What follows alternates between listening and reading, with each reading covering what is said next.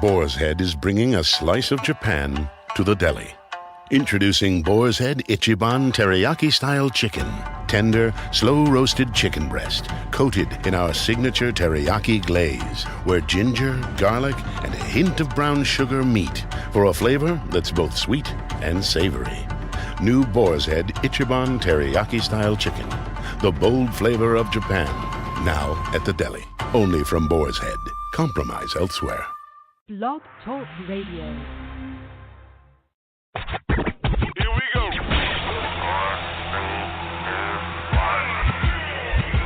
Blast off. This is True Capitalist Radio.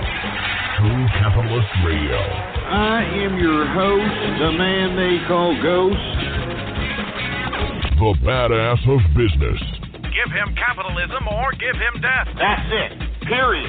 Broadcasting from his Skyline office studios in beautiful downtown Austin, Texas. You sound fruitier than a box of Fruit Loops, for Christ's sake.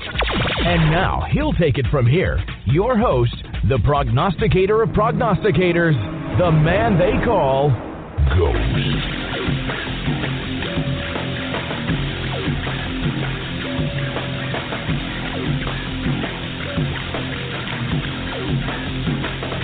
Trump keeps going forward, baby. That's right, folks. What's going on? And thank you for tuning in with me to another edition of the True Capitalist Radio broadcast. And of course, I am your host, the man they call Ghost. And once again, folks, I want to thank everybody for tuning in with me. This is episode number 263. That is episode number 263 for all the folks that are keeping track of the True Capitalist Radio Show. And before we get into anything else, I'd like for everybody to please use and abuse those little Facebook like buttons and retweet this buttons and social media buttons right next to your little player in front of you right there. Use and abuse those buttons and spread it around like wildfire that True Capitalist Radio is in effect and in the house, folks, all right? Moreover, all right, go ahead and follow me on Twitter if you haven't already done so, folks. Politics Ghost is the name to follow. Politics Ghost, all one word, no underscores. That's the way it is, all right? blogtalkradio.com/ghost is the official website as well. Anyway, we got all that plug out of the way. We are live. It is 4 p.m. Central Standard Time. I want to thank you for tuning in with me. Let's get right to the broadcast. Folks, Donald Trump victorious in the Nebraska and West Virginia primaries. So I guess lying Ted Cruz and his false ambition, if he happened to have won the Nebraska primaries, this bastard threatened that he would jump back into the damn presidential race. Not going to happen, lying Ted. All right, you Zodiac killer look-alike freak. All right, it ain't going to happen. All right, not to mention, this guy has to run for re-election here in, 2018? He's not going to be re-elected, I guarantee it. He has just completely demeaned his brand, old Ted Cruz. That's it, Ted. I mean, I hope that this damn presidential campaign was worth it, you stupid, slimy, disgusting, totalitarian, taking credit for voterless wins piece of trash. All right, I mean, it claims to be a constitutionalist out here. It's done some of the most unscrupulous, unconstitutional things that I've ever witnessed in a goddamn presidential campaign. You're trash! But anyway, aside from that lying Ted Cruz diatribe there, I do want to take a little bit of time to bask in the success, once again, of the Trump train moving forward, baby. Woo! I'm telling you, baby, there is no stopping us. All right, even if the damn cheesehead mafia with Reince Priebus, the RNC head, and Paul Ryan, the cheesehead mafia, if they try to collude together in an attempt to try to do some totalitarian tactics to prevent Trump from getting the nomination, it would be a complete and utter slap in the face of the people's will, for Christ's sake. And there's just no way they can do it. I mean, if they do, I think that they're going to have a serious problem on their hands. And let me tell you, Roger Stone, for you folks who don't know who Roger Stone is, go ahead and look him up, an associate.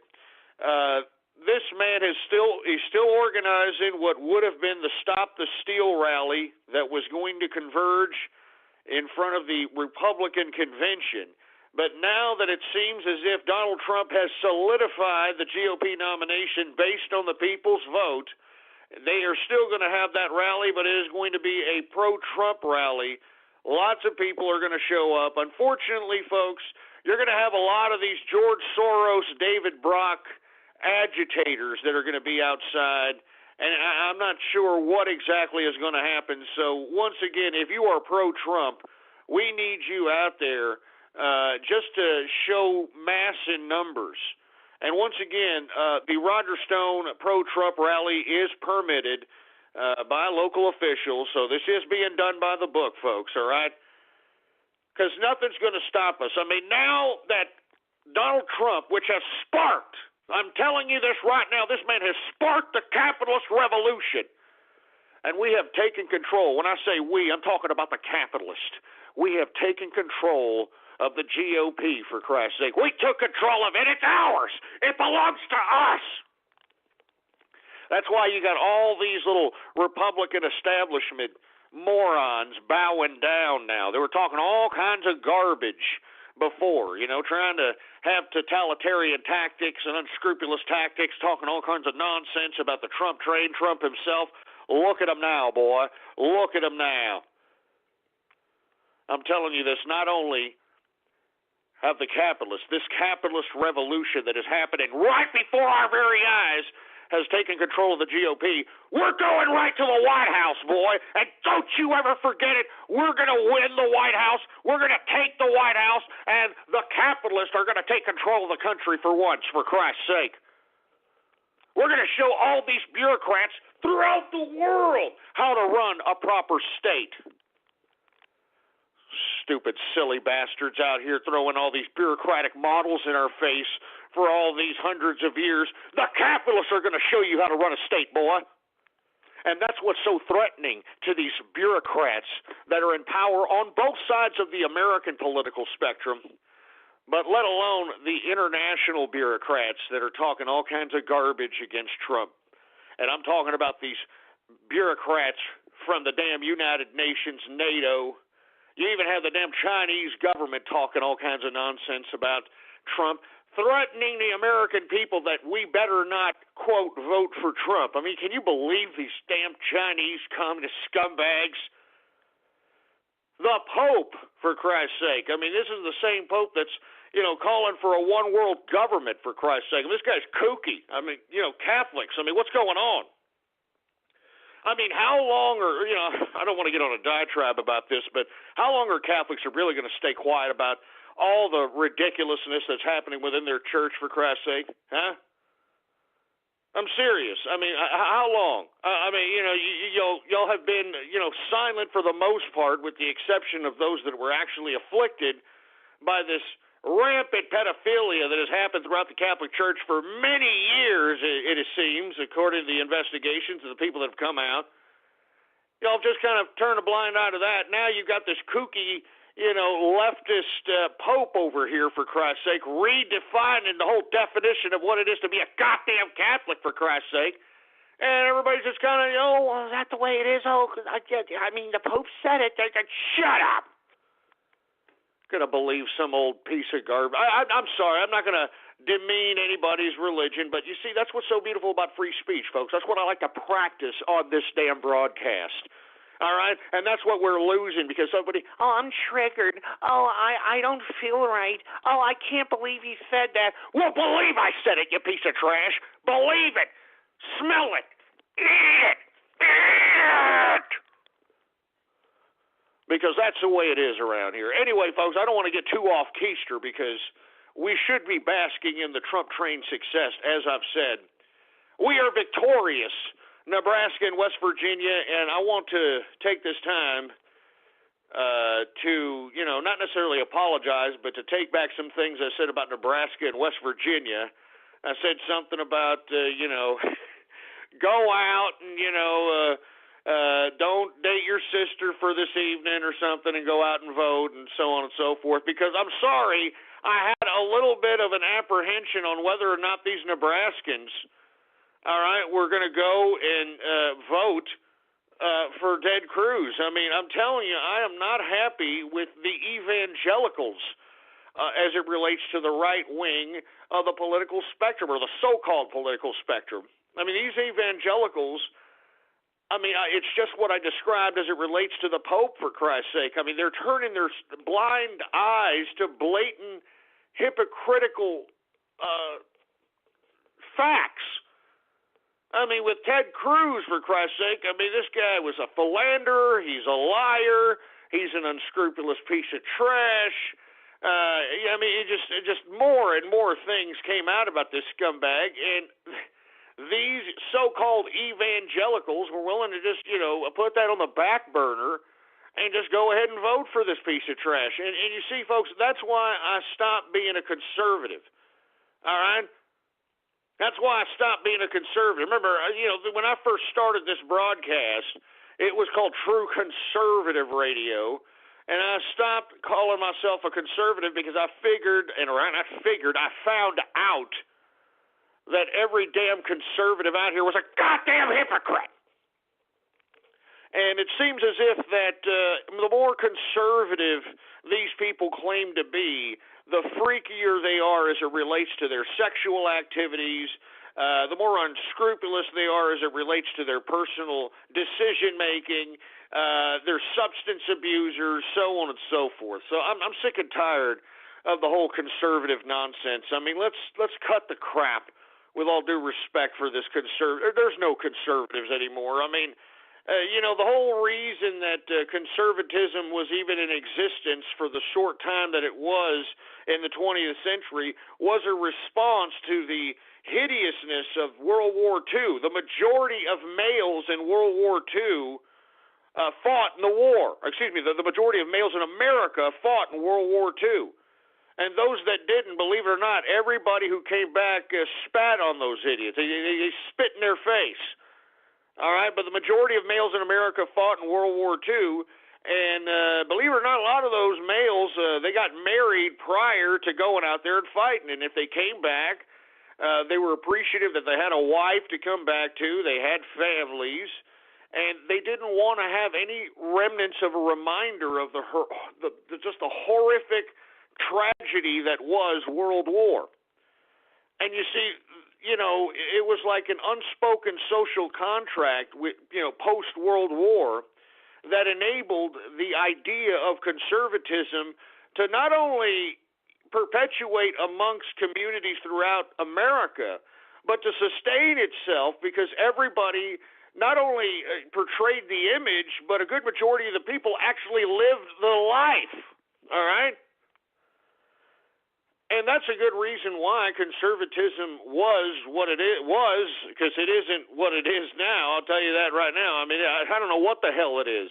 I mean, Paul Ryan is supposed to be the guy that's supposed to be the face of the conservative movement. I mean, give me a freaking break. Paul Ryan.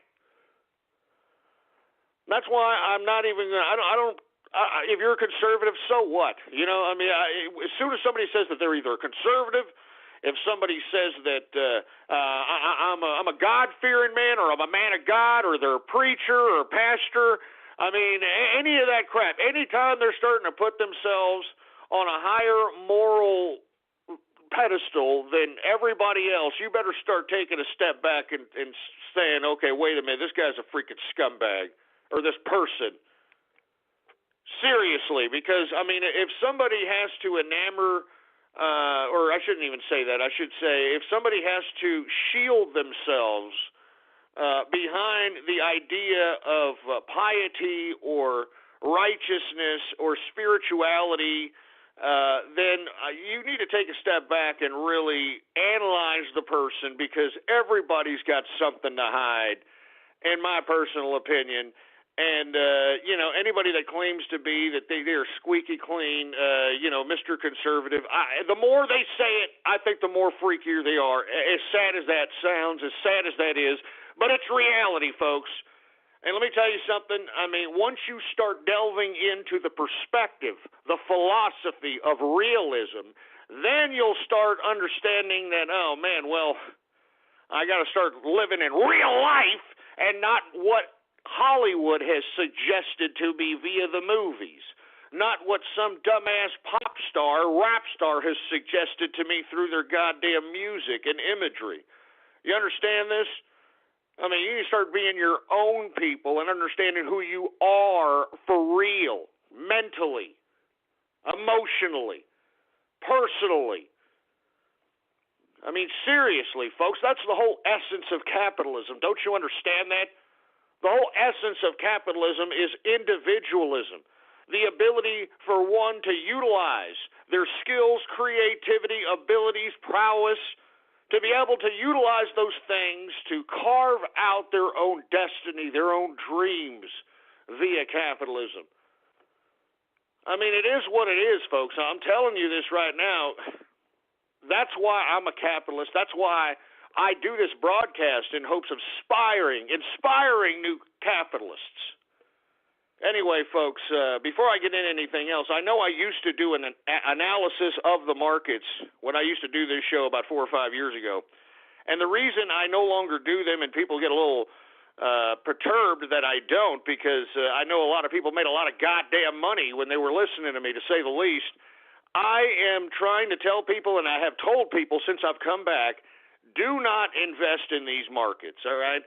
Do not invest in these markets, folks. I'm telling you this, especially the equities market, as far as I'm concerned.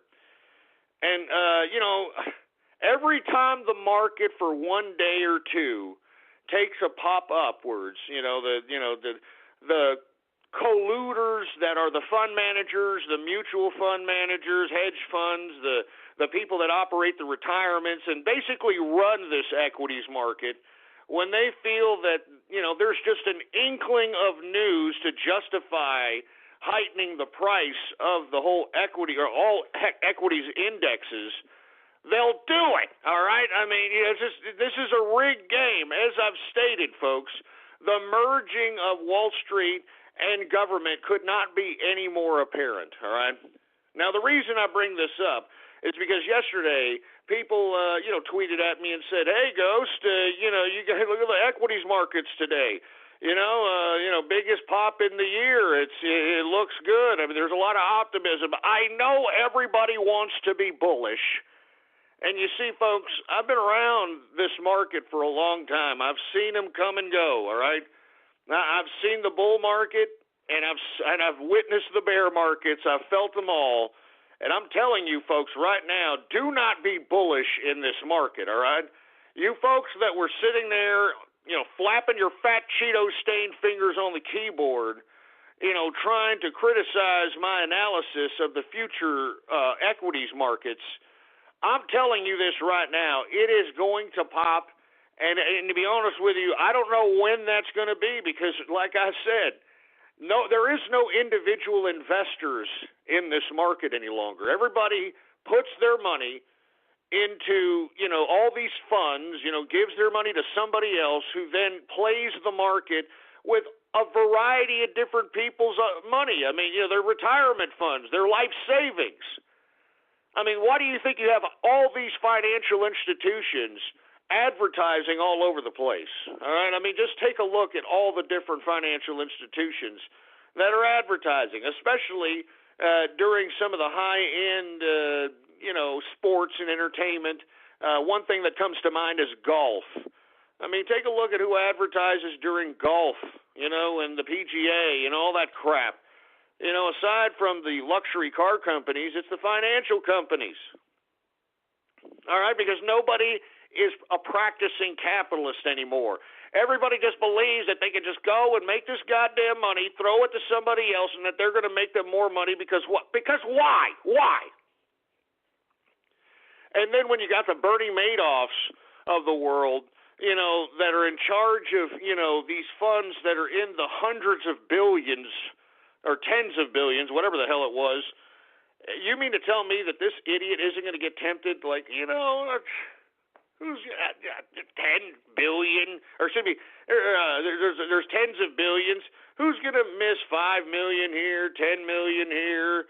And I don't want to describe the Ponzi scheme that Bernie Madoff had. He was just basically taking on people that wanted to be a part of his fund He would take their life savings, their retirement, and pretended that he played the market, all right? And then he would take the new people that, he would convince to go on his fund, take their money, and pay profits from the new money to the old money that initially started out with him first, all right? And this way, the people that started out with him first can go out and tell everybody and their friends and all their rich people that, oh, my God, Bernie Madoff, look at this return that he gave me. Oh, my God, he's so great. He's so wonderful. And then everybody and their brothers started just giving him their freaking life savings, and hence Bernie Madoff was like, Jesus Christ, I've created this disgusting scheme. I don't know how to trade. I don't know anything about the goddamn markets, so I'm just going to live lavish until it finally pops. And, folks, Bernie Madoff, that same mentality is the same thing that is happening here in this equities market. And that's why I'm telling you, do not invest. And look, all you folks that were tweeting at me yesterday with your fat Cheeto-stained fingers talking about, oh, look, Ghost, the market's going up. Look at it today, all right? Down, the Dow Jones Industrials is down 217.23 points, all right? On the day, assholes, all right? The whole index is 17,711.12. All right, let's go to the freaking NASDAQ. And the only reason I believe that the NASDAQ is still this high, folks, is because of all the over-evaluation of all these stupid new tech companies and all these imbeciles that continue to buy it. All right? Anyway, the NASDAQ was down 49.19 points. All right? The whole index is at 4,760.69. All right, I mean, it's still around, not too far off of the 5,000 mark, which I can't really believe. I don't understand what's propping that up, but you and I know. People that are funding these goddamn IPOs up in here, they're venture capitalists, which have ties with the financial industries that that underwrite, these goddamn companies so that they can go public. They pump and dump the stock. I mean, it's just a whole scam, folks. I mean, you understand that the reason I told everybody back in 2010, 2009, 2010, I believe, it was 2010 when I started True Capitalist Radio. When I started advising people to go into the market, all right, I was telling people to go into the market at the time because the damn Dow Jones Industrial was like 7,000 or 8,000 points. All right, seriously. Now, right now, it's at 17,711.12. All right, and look, it's hit as high as 18 and change. And I told everybody at that time to go into the market. I was even giving stock tips so that people could, if they wanted to get some quick liquidity within, a short period of time, I gave those tips. I gave everybody all kinds of tips. That's what everybody wants now because they realized they lost a lot of goddamn money. Now, the only tip that I have given up to this point, and let me tell you, if you would have listened to me, you would have been profiting rather generously. Now, when I brought back this show, which was in late March of this year, people were asking me, what should I do, Ghost? How can I make a quick profit? What can I do? And I suggested that anybody that is really wanting to make a little bit of a capital here in the next quarter, 2 quarters, 3 quarters, I said people should entertain exchange-traded funds. Now, if you don't understand that financial instrument, I don't really want to go into it here, but the short abbreviation of it is ETF. And you can buy ETFs, which are basically stocks. They're not necessarily funds. Now, the money that's in them act as funds, but they're not a financial instrument that is technically traded as a fund. You could trade an ETF as a stock, and when you trade an ETF as a stock, that same financial instrument can be, moved at very short period or long periods of time. So I don't want to get into the whole technicality of it. You got to go read about it for yourself. Now, I told people to entertain exchange-traded funds as it related to the correlation of the upswing of the increase in value of crude oil, gold, and silver. Now, if you would have listened to me, and it wasn't just in late March, I've been telling you that that's my only tip, for Christ's sake, if you want a little bit of capital. And if you would have listened to me, for Christ's sake, I mean, good God, man, I don't even want to tell you. I mean, you know, you got, WTI sweet crude at $46.09, Brent crude at $47.42. Gold right now is at $1,200, $1,277.26. I mean, come on, man. All right, I'm serious, man. I mean, making money, baby. That's what I do. I mean, I wouldn't be calling this True Capitalist Radio if I didn't know these trends here. You know, I mean, that's why I suggest them on here. I'm trying to make capitalists. I'm serious. I'm trying to make capitalists throughout the world. Anyway, I didn't mean to go on that soliloquy about the markets, but as I suggested, folks, get out of this equities market, for Christ's sake. It's going to pop. And it's going to be ugly. It is going to be majorly ugly, for Christ's sake. Anyway, I want to move on with the broadcast. There's a lot of things to talk about. Once again, I am really basking in the success of the Trump train, folks. And before I move on, I want to take a sip of some Johnny Walker Blue Label. Oh, yeah. I want to say cheers, first of all, to the capitalist army. For helping the Trump train, first and foremost. I think we're doing some major damage and have done some major damage. So this one's for you. This one's to the Trump train. And, of course, the man who has sparked the capitalist revolution, and I'm talking about Donald Trump. Cheers, baby, cheers. We're going to keep on going, baby. Woo! All right, folks, that's just so good. I'm sorry, man. It's great, baby. It's a capitalist drink, to say the least. Anyway, I want to talk a little bit about Bernie Sanders, folks. Let's talk a little bit about this old prostate-infected 75-year-old whacked-out crazy Bernie jerk nut. You get it, all right? Anyway, he happens to have won West Virginia.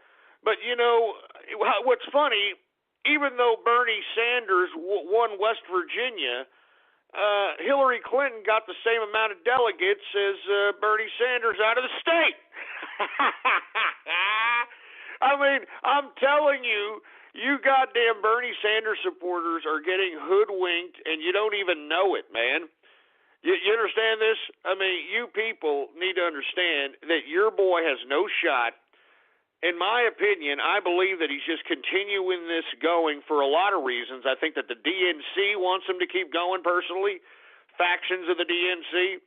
I think that he's doing this to raise money in his campaign contribution account, so once he retires, this son of a bitch will, you know, I mean, and as I've said, I'll say it over and over and over and over again, that once an American politician retires from politics, okay, remember this, take a picture of it, write it down, I don't give a crap.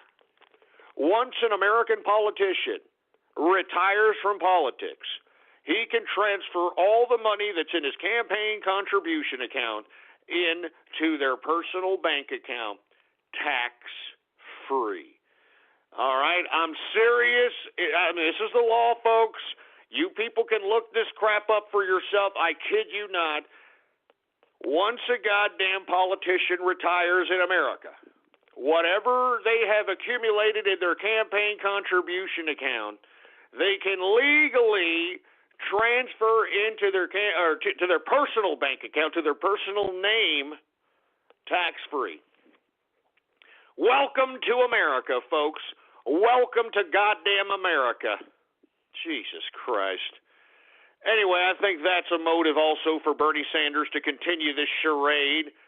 And secondly, folks, I believe that he is providing legitimacy amongst the faction within the DNC that wants to usurp the nomination from Hillary Rotten Clinton. Now, I've been saying this, and I will continue to say this, as days go by. I said this, that this was internal talk months ago, that Hillary Rotten Clinton was trying to be usurped by Joe Biden. And people thought I was nuts. I mean, you got Hillary supporters saying, "Oh my God, Ghost, you don't know what the hell you're talking about. You lizard, you're such a memonist. Just shut your stupid stinking hole. Look at it now, boy. We're going to talk about it in a second." But I think that's another motivating factor and the reason why you have the Democrats pushing Bernie Sanders to continue this on, so it can make Hillary look incompetent. It makes her look like she can't win in a damn general election. If she can't beat crazy Bernie Sanders, for Christ's sake. I mean, and all Bernie Sanders is saying is, "Oh, hey, I'm Bernie Sanders, and I told you all that you elect me, I promise that I will give you free college, and I'll make it the law that when I give you free college, I will make sure that you pay it off in a 40-year sentence at a gulag," and that's Bernie Sanders. Feel the burn in your ass. I mean, seriously, I mean, that's all he's been saying. Free college, free college, free college. I mean, I've already went over this, folks. I mean, college, I mean, the integrity of it has already been diminished. All right, I'm serious. I mean, have you looked at some of these college YouTube videos that have come out, for Christ's sake? These college YouTube videos where you've got people freaking out in class, beating up professors, having ghetto fights in the middle of the damn quads and dorms, for Christ's sake. I mean, it has turned into ghetto America in college campuses. And the reason why is, folks, is because we already have free college. All right? I mean, I'm serious. I mean, anyone who is disadvantaged out here in America can go into the grant system and get themselves enough money through the grant system. And, all the goddamn scholarships that are all out here. I mean, there are so many scholarships and little dumbass organizations that are giving money to any moron who would just sign up. Because, look, I mean, do you understand that anybody who's given out a college scholarship, I mean, it's a nonprofit organization, all right? So that means that they have to legitimize their nonprofit status by giving out the goddamn money that they claim is allocated for freaking scholarships. So, they need people to apply for those things so that they can justify their goddamn nonprofit status. So, once again, that's why you're seeing so many goddamn, ghetto scenes in goddamn college campuses out here, for Christ's sake, folks, because it already is free. The only reason that, I mean, to be honest with you, the only people that are calling for free college, have you noticed this, are a bunch of white pieces of trash whose parents were, over the threshold of being able to get a free grant, or being able to get a free, or a decent scholarship or anything of that nature. It's always these white pieces of pussy-pampered trash that are asking for free college, for Christ's sake. Because, look, if you're an ethnic minority in America, for Christ's sake, I mean, there are thousands of freaking college scholarships, first of all. And secondly, the probability of you getting a college grant in America is so goddamn high, and the proof is in the pudding. So when I hear these stupid little snot-nosed college brats talking about how they want free college, for Christ's sake, they already have it. The only people that don't are the ones that have the means, just based upon their parents' income, to pay it. And that's why they are being subjected to the college loan predatory lending. Remember that? Remember that term back in 2009, 2008, predatory lending? And now the government is doing it.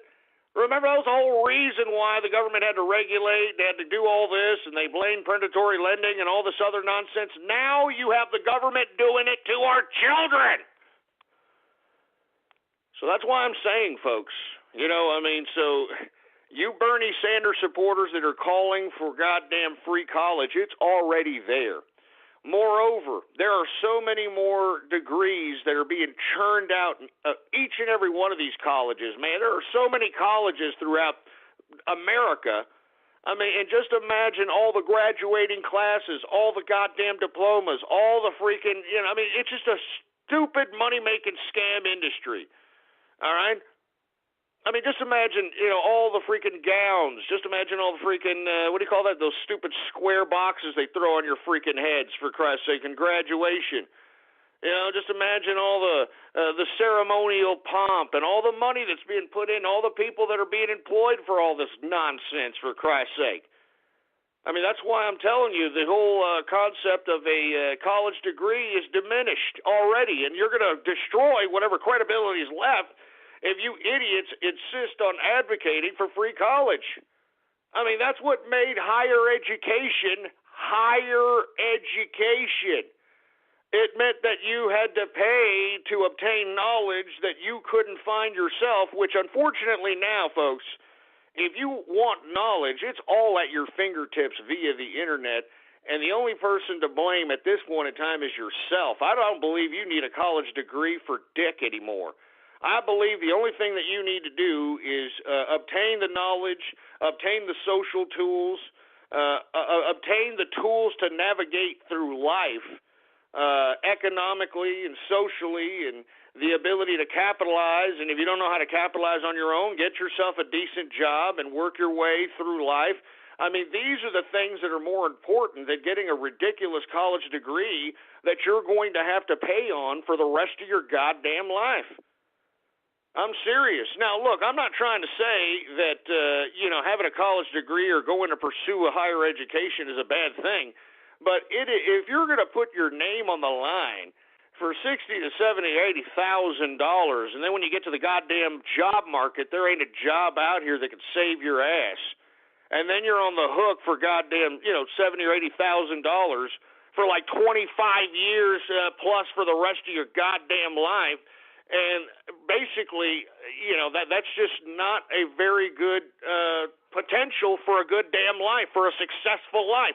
That's why you've got these snot-nosed, mostly white liberal jerk dicks that are insisting that they have free college. Because I'm telling you right now, everybody who is I shouldn't say that, everybody who is a minority or impoverished, that has fairly decent grades. They don't even have to have like straight A's, for Christ's sake. If they just have fairly decent grades in passing, they can go apply for a goddamn government grant, all right? And they can be at a college near you within no time.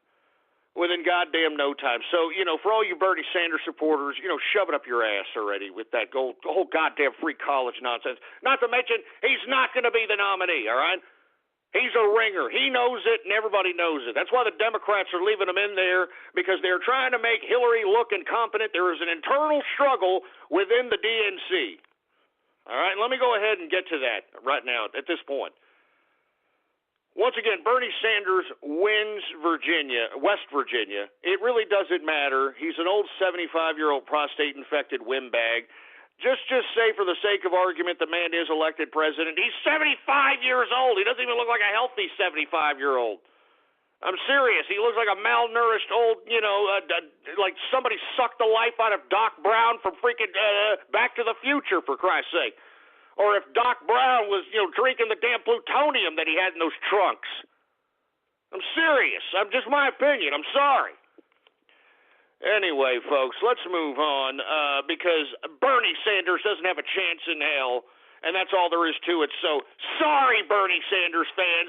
Welcome to reality, all right? Start dealing with reality, and then you will succeed in life. You pathetic excuses of human protoplasm. Anyway, folks, comes out today, speaking of Hillary Rotten Clinton, who's supposed to be the de facto nominee for the Democrats, it seems as if the Department of Justice, the same Department of Justice that's supposed to be investigating her for her email scandal, well, it seems as if employees for this Department of Justice have basically given $75,000 to her goddamn campaign, for Christ's sake. Can you believe this crap? $75,000. The exact amount is $73,437. I'm using the liberty of rounding it off to $75,000. All right? Now, this includes 228 individuals within the Department of Justice who gave the maximum to her campaign by law, which was $2,700. Can you believe that? I mean, good God. I mean, Jesus Christ. I mean, is this not a conflict of interest, folks?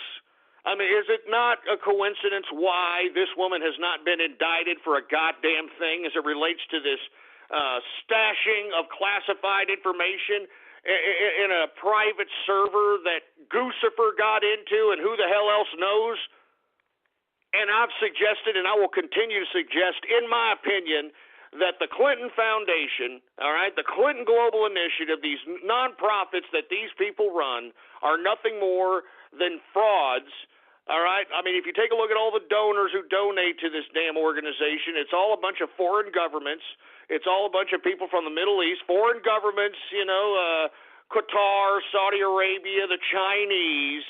And I personally believe, in my personal opinion, I can't prove this, but, I mean, if you just put the dots together, it's more than obvious that Hillary Rodham Clinton put classified information on that private server so it could purposely be hacked, all right? And who, by chance, well, if you take a look at the foreign governments that donate to the Clinton Foundation, and you take a look at what potentially could have been hacked as it relates to classified information on that server, you can put two and two together, all right? But once again, the Department of Justice, the same Justice Department that's supposed to be investigating this whole scandal, gave $75,000 to her campaign, folks, all right? And once again, 228 individuals within the Department of Justice contributing the maximum amount by law, which is $2,700, all right? Now, Jesus Christ, all right? I mean, it's just ridiculous is what it is, all right? And this is not uncommon, folks, because let me tell you, Hillary in 2008, when she was trying to run against one Barack Hussein Obama, she apparently has some friends in the Department of Justice because in 2008 she was able to raise $15,930 from folks from the Department of Justice, and that was only from 23 different contributors. So you understand what I'm saying here, folks? I mean, this is just pathetic. All right? I mean, if this is not a conflict of interest, if this is no reason why we see no indictment coming down from the Department of Justice as it relates to freaking Hillary and this goddamn email scandal, well, this may throw a little bit of light on it, to say the goddamn least. All right?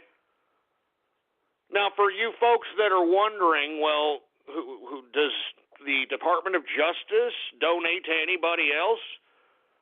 Yeah, well, they do. According to this report off of the Mint Press News, let me give the credit to the Claire Burnish is the author of this. In fact, Sanders' total from 51 donors of the DOJ total at about $8,900. So, Sanders may have a little bit of influence there. And Trump, well, apparently he's not very favored at the Department of Justice because he only got $381. I kid you not. That's what it says here in the Mint Press article written by Claire Burnish. Really, really good article. Good investigative work. I mean, this is what journalism is all about. All right. And once again, this is the same Department of Justice investigating her goddamn email scandal. What a bunch of crap. All right. But once again, she is going to be interviewed by the FBI, and the FBI is doing its own investigation, and it may do some of its own moves, which is rather precarious, which is interesting to say the least as time goes by to see what happens with Hillary. I don't know if you folks saw the New York Post today. Right off in the front page, Stop the Coronation was the front page article, for Christ's sake, of a Hillary head superimposed on some what are these beauty pageants, and then that Steve Harvey superimposed there, him being an incompetent idiot naming the wrong goddamn broad or whatever the hell it was that he's taken so much flack for and probably deserves because he got paid, for Christ's sake. Anyway, folks, Hillary Clinton, folks, I don't know if she's going to make it as it relates to all the scandals that are around her, the FBI investigation. Like I said, folks, she may pull out the Bill Clinton is, gravely ill, deathly sick, dying of a disease card any minute now, all right? Now, please be aware of this. Tell everybody you know, because she's going to try to pull on those heartstrings. When people, look at how people reacted when freaking Prince died, for Christ's sake. Jesus Christ. Now, look, I'm not trying to say Prince deserved to die or I'm happy he's dead or anything of that nature. But, look, school will still be open on Prince's birthday, okay? It's a fact of life. Everything that lives has to die. It's unfortunate. It's sad. I wish it didn't happen. All right, but let's calm our asses down as it relates to us being such emotional basket cases as it relates to those that have to face the inevitable. And that goes for us, too. I'm not trying to say that you shouldn't feel bad. I'm not trying to say that you should be like, soulless or heartless. But let's stop, cloud our judgments. Let's stop making it cloud our judgment and make us stop thinking realism and then being sucked into another warped perspective that doesn't make you think in a clear view, if I could say the least. I believe this is going to happen here soon because, if you take a look at the latest pictures of Bill Clinton, the man looks like he's got the AIDS. No offense, Bill, it's my opinion. But seriously, I think that he looks a little sick, to say the least, looks a little gaunt. I've seen him speaking as of late, for Christ's sake. It's hard for him to catch his conscience. It's hard for him to catch his train of thought, for Christ's sake. And you see, just by talking about it, I'm sure people are like, oh, well, poor Bill. Oh, I remember Bill Clinton. Oh, you see, that's what Hillary Clinton wants. That's what she wants, for Christ's sake, man. That's what she's waiting for. She's sandbagging it. I'm telling you, she's sandbagging it.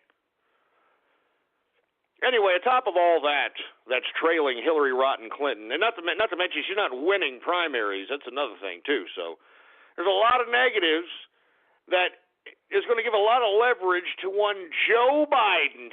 That's right. He keeps coming back in the news every freaking day. Haven't you noticed that? Oh, yeah, this guy's been in the background for the past 8 years.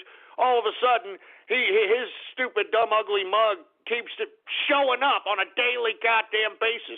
And I'm telling you, folks, there are plans to attempt to usurp the DNC nomination from Hillary Rotten Clinton and give it to Joe Biden, all right? I don't care how many goddamn primaries this idiot 75-year-old prostate-infected bastard Bernie Sanders wins. It doesn't matter.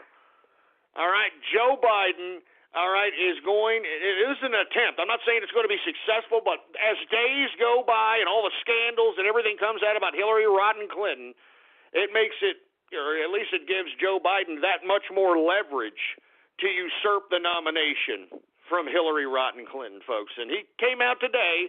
He was interviewed today. Did you hear what he said? Hey, I would have been the best president. I'm Joe Biden. I would have been the best president. Come on, Joe. How the hell do you know? How the hell do you know, Joe Biden, for Christ's sake? All right? You were a subpar senator, for Christ's sake. The only reason that you kept getting voted into office is because you come from Delaware. One of the smallest shit states in the union, for Christ's sake. No offense to you assholes from Delaware or anything, but, if you hate me for that comment, well, then move out of that shit state. Excuse me, I'm sorry. I'm not joking, man. It's like a freaking small little, pimple on the freaking, I guess, what would that be? That wouldn't be on the ass. I guess that would be on, the crotch or something. I don't know. I'm just saying. That's why this idiot kept getting elected over and over and over and over again, and that's why he was a damn lifetime bureaucrat. But now all of a sudden, because he's, Obama is saying, oh, hey, Joe, why why don't you find the cure for cancer, during that State of the Union address, and I knew it. Right when he said that, I knew it. I knew that something afoot. There was something afoot. I knew it. And look at it now, folks. I'm telling you, this idiot Joe Biden coming out, I would have been the best president. How the hell do you know, Joe, you stupid fruit bowl? Jesus Christ. And let me tell you, I want a health check if this son of a bitch happens to usurp the nomination from Hillary Rotten Clinton. I want a health check on this son of a bitch because this man had brain surgery, lest we forget. All right, look it up for yourself. This man once had brain surgery, and in my personal opinion, that's why this man just can't stop himself. He can't help himself. That's why he's pro-gaff. He's just gaff prone. That's why, Barack Obama put him in the damn basement. You know what I'm saying? So he could stop the gaffes, that could be affecting the image of one Barack Obama, for Christ's sake. He's gaff prone. I want a health check. Seriously, Joe Biden. I'm surprised he's even vice president, with, brain surgery. And no offense to anybody who's had brain surgery. I'm sure you can be completely healthy, whatnot, but this man here, in my personal opinion, I believe, I'm just looking at his observations. I've been observing politics for a long time. This man's been around since the freaking 70s, all right? So let me tell you, once he had that brain surgery, he just started becoming a little bit different of a person. In my personal opinion, he started getting a little bit more, if I could use a better euphemism, a little bit like goofy Elizabeth Warren-esque, kind of goofy Elizabeth Warren-esque is what I could compare a post-brain surgery Joe Biden, in my opinion, all right? Seriously. That's what, serious. So, I'm not for Joe Biden at all, but it's pretty fun to watch the DNC literally just kind of implode themselves secretly, of course. Remember, all these leftists like to do everything in secret. They want to project a great image, for Christ's sake. That's what all the communist governments do. It's what the socialist governments do. So they don't want all these internal struggles being shown to the public. All right?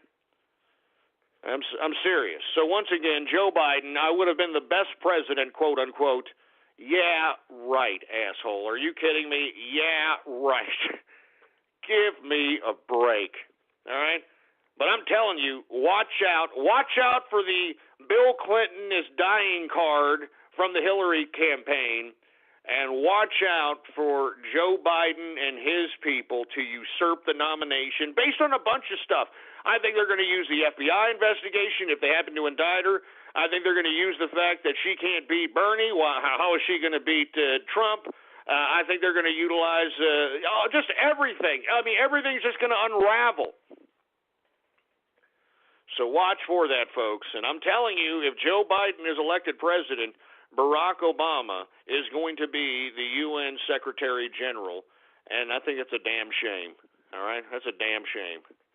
But once again, thanks to all the people that went out there and voted for this guy twice, you gave him the power and you gave him the world platform to create what you've created. You've created a monster in Barack Obama. I'm telling you, I think that Barack Obama is going to be UN Secretary General, whoever's president, in my opinion. I'm serious. I'm not joking around. I'm serious. So I'm just saying here, let me take a sip of this Johnny Walker Blue Label. Oh, yeah.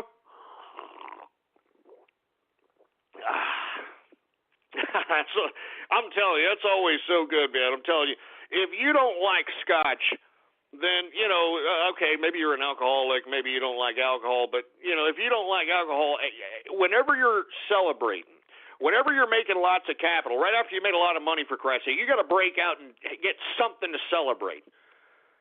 Something that strikes the senses, that you can taste the success. I'm telling you, scotch is it. I love scotch. Scotland, I'm telling you, you guys produce a great product, all right? And I'm sure that's what's solidifying your economy, or at least some of your economy, for a little bit there. And it's great, great stuff.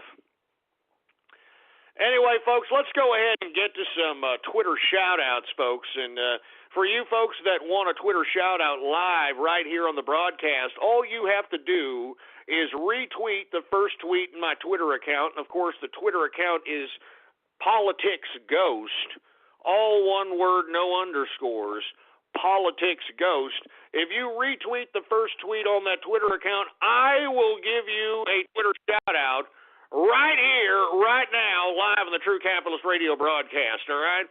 And we are live right now, folks, all right? Remember, we are live every Monday through Friday, 4 p.m. Central Standard Time, all right, folks? And spread it around like wildfire that we are. All right, do we have any goddamn Twitter shout-outs, engineer? Well, according to the engineer, we do have a few Twitter shout-outs. And we're going to go ahead and get to them right now. All right, we've got Only Brian HS. What's going on? We've got Davey JoJo, Drunk Bon Scott. That's horrible, asshole, all right? Geico presents sharing versus oversharing. Today, Bridget Griffin shared a video of her daily yoga routine, 2 self-help articles, and her new blog called Build Your Inner Bridge with Bridge. Girl, your sharing is turned into oversharing. No worries, Bridge. Geico has some info worth sharing with your 7 blog followers, like how you could save money on your car insurance, update your policy, and report a claim just by visiting geico.com. How's that for building your inner bridge? Bridge, Geico. 15 minutes could save you 15% or more on car insurance. I mean, in my personal opinion, what the hell was Bon Scott doing there by himself, drunk as a skunk, passed out in a goddamn car in the middle of the freaking snow? I mean, where was AC/DC? I'm just saying, where the hell were they at? Where was anybody at, for Christ's sake? Anyway, I'm not going to get into that soliloquy. Jimmy Capitalist in the house. Great Lake, Texas. No, look, seriously, listen, all right? Last evening it rained and it hailed and did all that crap again. Look, Harp, all right? Stop the rain, assholes. Stop it. Stop the goddamn rain, you fly, freckle-faced, beaten stepchildren. Stop the rain, for Christ's sake. It's been raining too long, and it's not even like that, nice, soothing, comfortable, I'm listening to the damn mellow sounds of the rain kind of crap. It's freaking high winds. It's freaking hail the size of apples. It was raining apples, for Christ's sake. I mean, it's this, tornado warnings and all this nonsense, man. I'm tired of it. I'm sick and tired of it, Harp. Son of a bitch. I'm telling you, they're targeting Texas, boy. I've always believed it. They're targeting Texas because we're badasses, and, we're not going to just bow down like a bunch of fruit bowls, like, with all due respect, my brethren in Europe, all right? Anyway, we've got Godzilla 3709 in the house. Cooked maple leaf. Oh, that's wrong, man. That is just horrible. Cute boys for Ghost. Oh, Jesus Christ. Sergeant Yodelopoulos. What's going on? We've got Robin Williams swing set. Ah, Jesus Christ. I mean, that's freaking horrible, man. Wet Dream, Texas. Yeah, real funny. I mean, enough. All right? Jesus Christ. Look at this. Texas scuba. Look. Enough of the damn trolls as it relates to the rain in Texas, all right? This is not funny. This is a serious matter out here. It won't stop raining, let alone stop hailing. It won't stop hailing, for Christ's sake. And it's not funny. Not funny at all, assholes. Anyway, we got Ghost Dick Khan over here. Oh, that's great.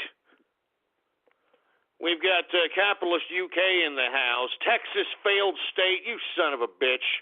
Just shove it up your ass, boy. All right? We got a lot of good terms signing with the union, boy.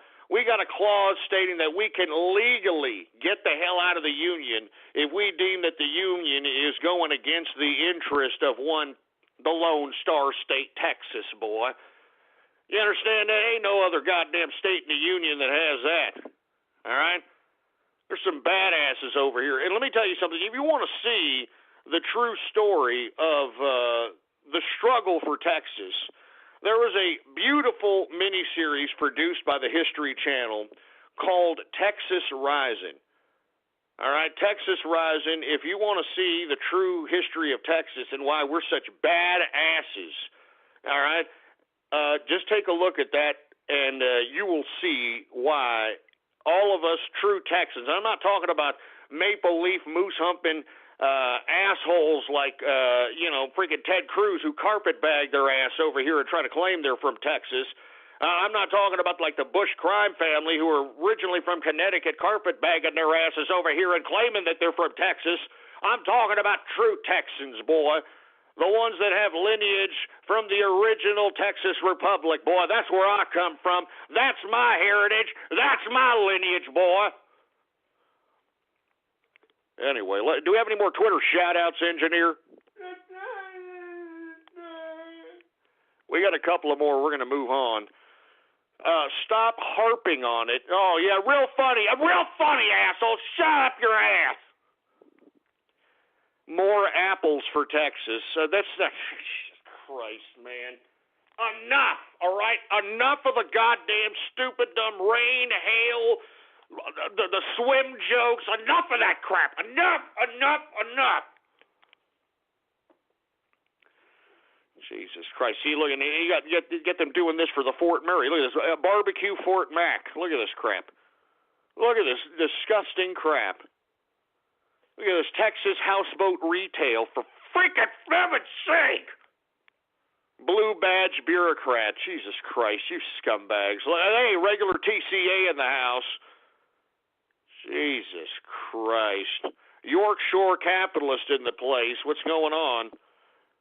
We got, Jesus Christ, Texas, Canada, LOL. All right, that's enough. Get this crap. Get off the screen. I'm not going to goddamn do any more Twitter shout-outs if all they're going to do is besmirch Texas in a time when we are witnessing some of the most torrential rains that I think I've ever seen. Moreover, I've never seen so much goddamn hail in my life. I've never seen it, for Christ's sake. It's got to stop. Harp, it's got to goddamn stop, boy. And that's it. That's all I'm going to say about that. Anyway, folks, once again, before we took Twitter shout-outs, which was ridiculous, by the way, we were talking about how Joe Biden is claiming that he would have been the best president, whatever the hell that means, and I'm just suggesting that he is positioning himself to usurp the nomination from Hillary Clinton. And I would keep a keen eye on that particular situation, folks, because it is a legitimate internal struggle. We can see it now. We can all see it and witness it now.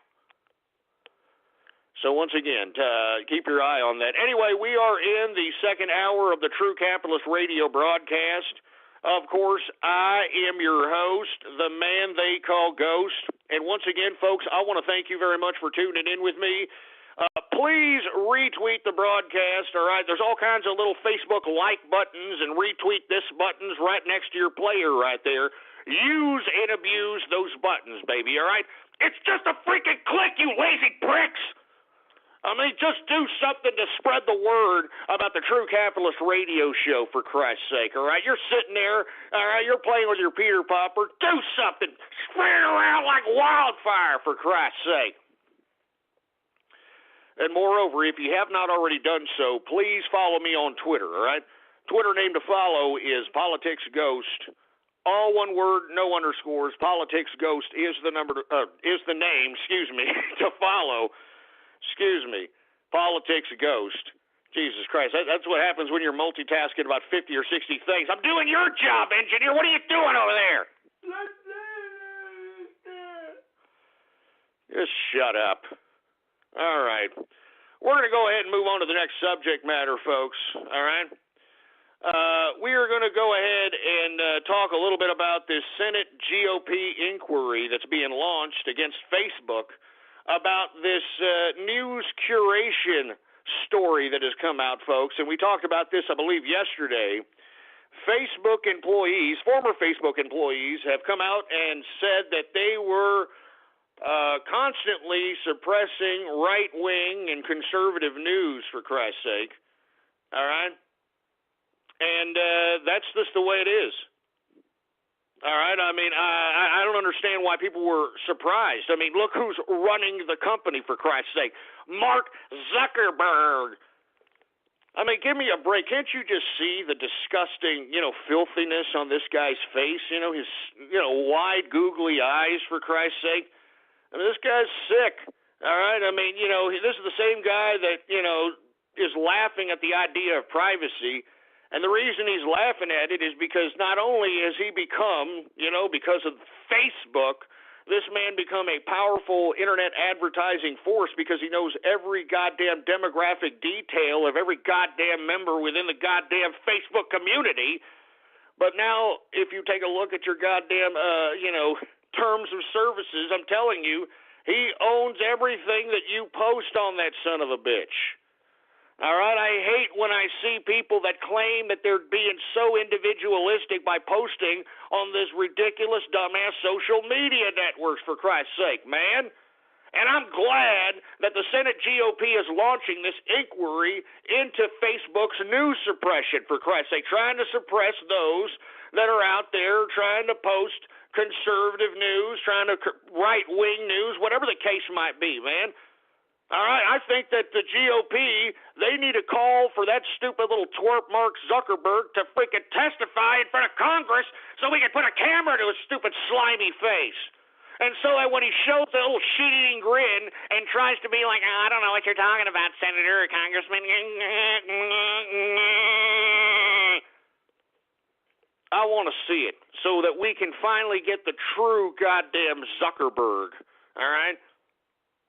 I'm serious, for Christ's sake. We want to see the true Zuckerberg under pressure, boy, because he knows that he suppressed the goddamn right-wing and conservative news, boy. He knows it, for Christ's sake, man. He's in the goddamn pocket of this government. Why do you think that Barack Obama, whenever he has goddamn fundraisers, Mark Zuckerberg is always shoved up his goddamn ass whenever he goes to California? I'm telling you, folks, these tech idiots actually are trying to merge with government because they see what they did with Wall Street, and they see how Wall Street is running roughshod, and all the damn money is going right into their damn pocket legally because the government is coercing the people to accept it as the law.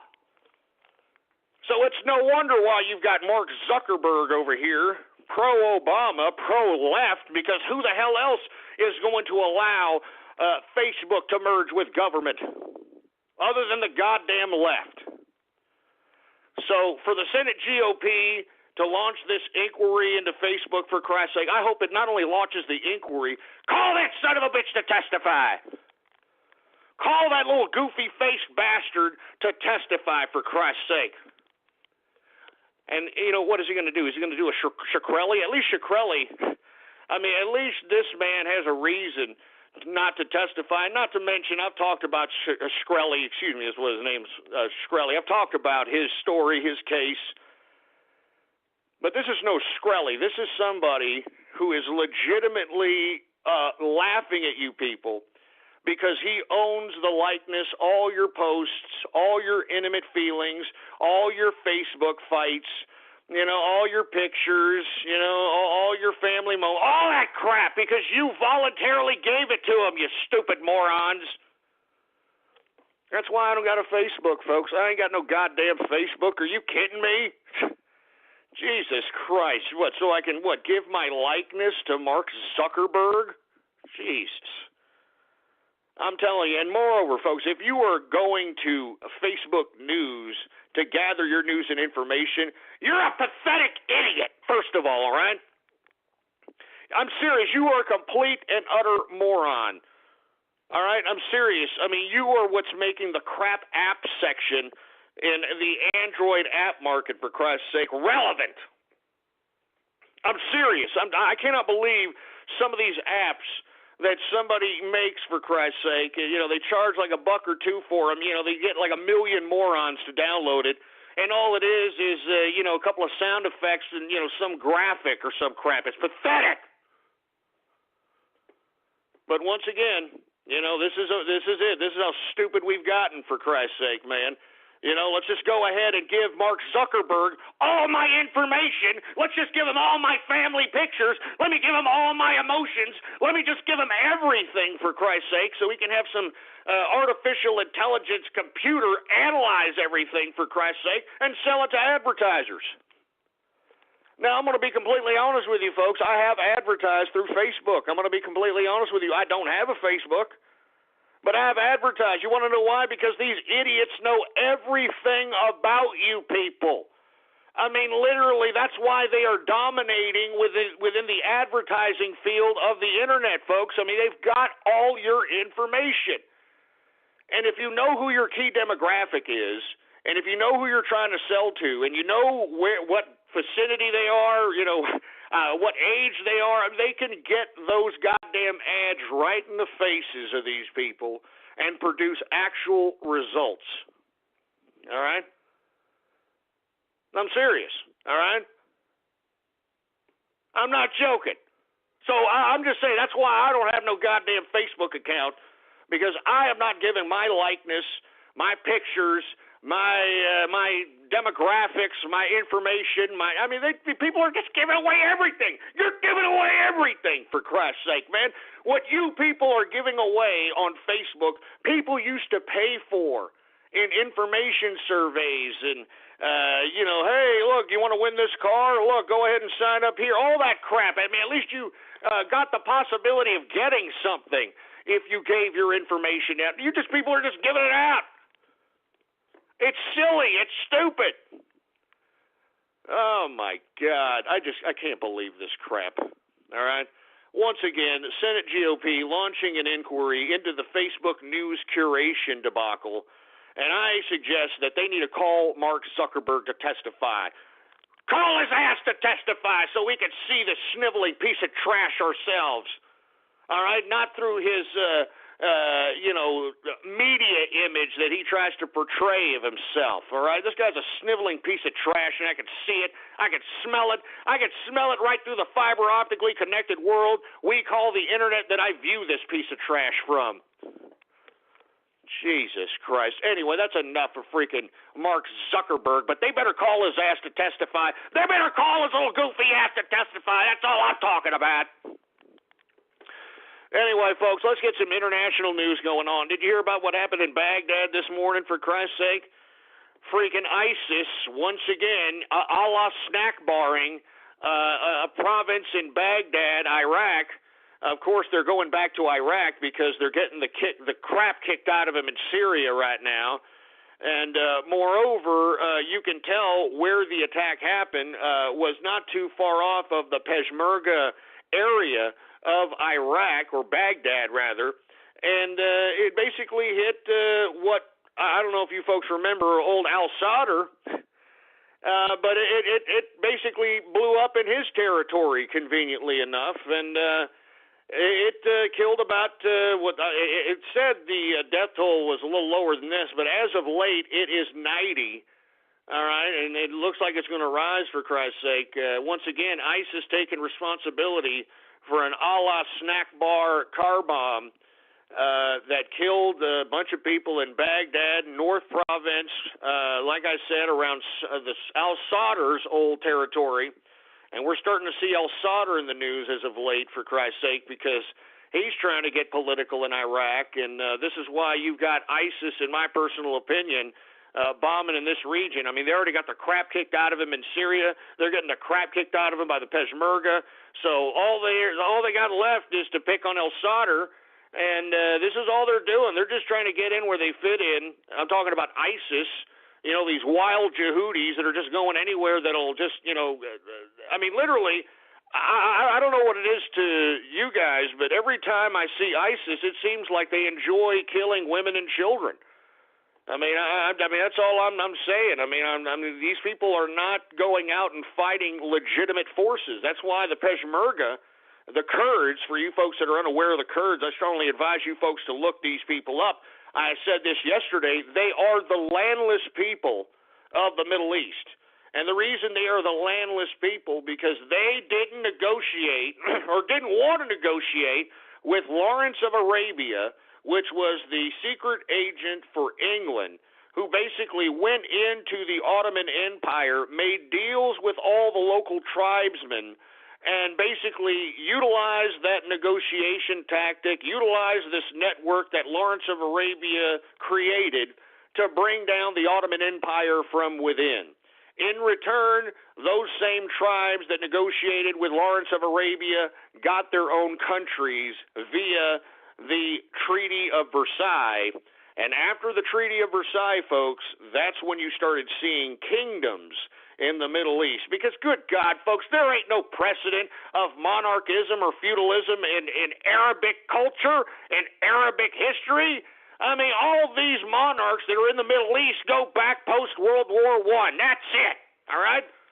That's it. Saudi Arabia, Qatar, all these stupid sheiks, and they're claiming to be such badasses, for Christ's sake.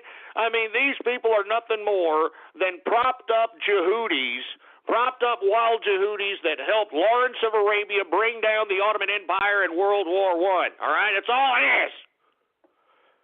And to be honest with you, I personally believe that we are suffering the consequence of that particular treaty today. Carving up damn Ottoman Empire and giving these supposed monarchs. I mean, monarchism has no precedent in Arabic history. All right, I'm serious. Feudalism, and this is all new to the Arabs in the Middle East, even though they've lived it for over 100 years at this point. All right, I'm serious. All right, I'm not joking. It's disgusting. It's pathetic, for Christ's sake, man. One treaty, and we're still dealing with the repercussions of this crap. All right? Remember your history. It's very important. Once again, folks, ISIS taking responsibility for a car bomb in Baghdad. Like I said, it's in the Al-Sadr province of Baghdad, not too far off from the Peshmerga area of the Peshmerga province in Baghdad. And you know what it seems like to me? I reported, a few days ago, that they were getting the crap kicked out of them. I'm saying ISIS. They were getting the crap kicked out of them by the Peshmerga. So what did they decide to do? They decided to retreat down over here to the Sadr city area and blow something up so that they can, make themselves feel better. I mean, that's what it looks like to me, in my personal opinion. Anyway, folks, let's just continue on with this Islamic terrorist theme here. The mayor of London, Stan. That's right, folks. If you're unaware or freaking living under a goddamn rock, the new mayor of London, Sadiq Khan, is now, the first Muslim mayor of London, which I now am calling London, Stan. And I cannot believe this is happening to Britannia. It doesn't put very high hopes on the Brexit vote. I'm serious. If, London is succumbing to a democratic process of electing a damn Muslim mayor, I don't think that the electorate, the same electorate that elected this, borderline wild Yehudi jihadist piece of garbage, Sadiq Khan, I don't think the same electorate is going to be out and basically going and voting to Brexit, to get the hell out of the EU. I mean, that's really what is the big issue right now in Britain. All right, whether or not, it's coming up this June, the vote, whether or not Britain should leave the European Union. And I believe they should. I think they should leave the European Union. I think that at this point, everybody should take a step back from these international institutions because they're running amok. All right, you got a bunch of soulless bureaucrats running these things, and they don't know what the hell they're doing. They're out of control. All right, I mean, they have no freaking practical life experience. How we expect these people to lead us is freaking insane. This is insanity. That's why I am suggesting that everybody in Britannia to vote for Brexit, but good God. You've got this goddamn asshole, this Mayor Sadiq Khan over here. Now, I mean, he's just been in the freaking office, few days? I mean, this guy's been in the damn, headlines, world headlines, every single day since he's been elected, all right? Now, today he came out and he said that he hopes that Trump doesn't win.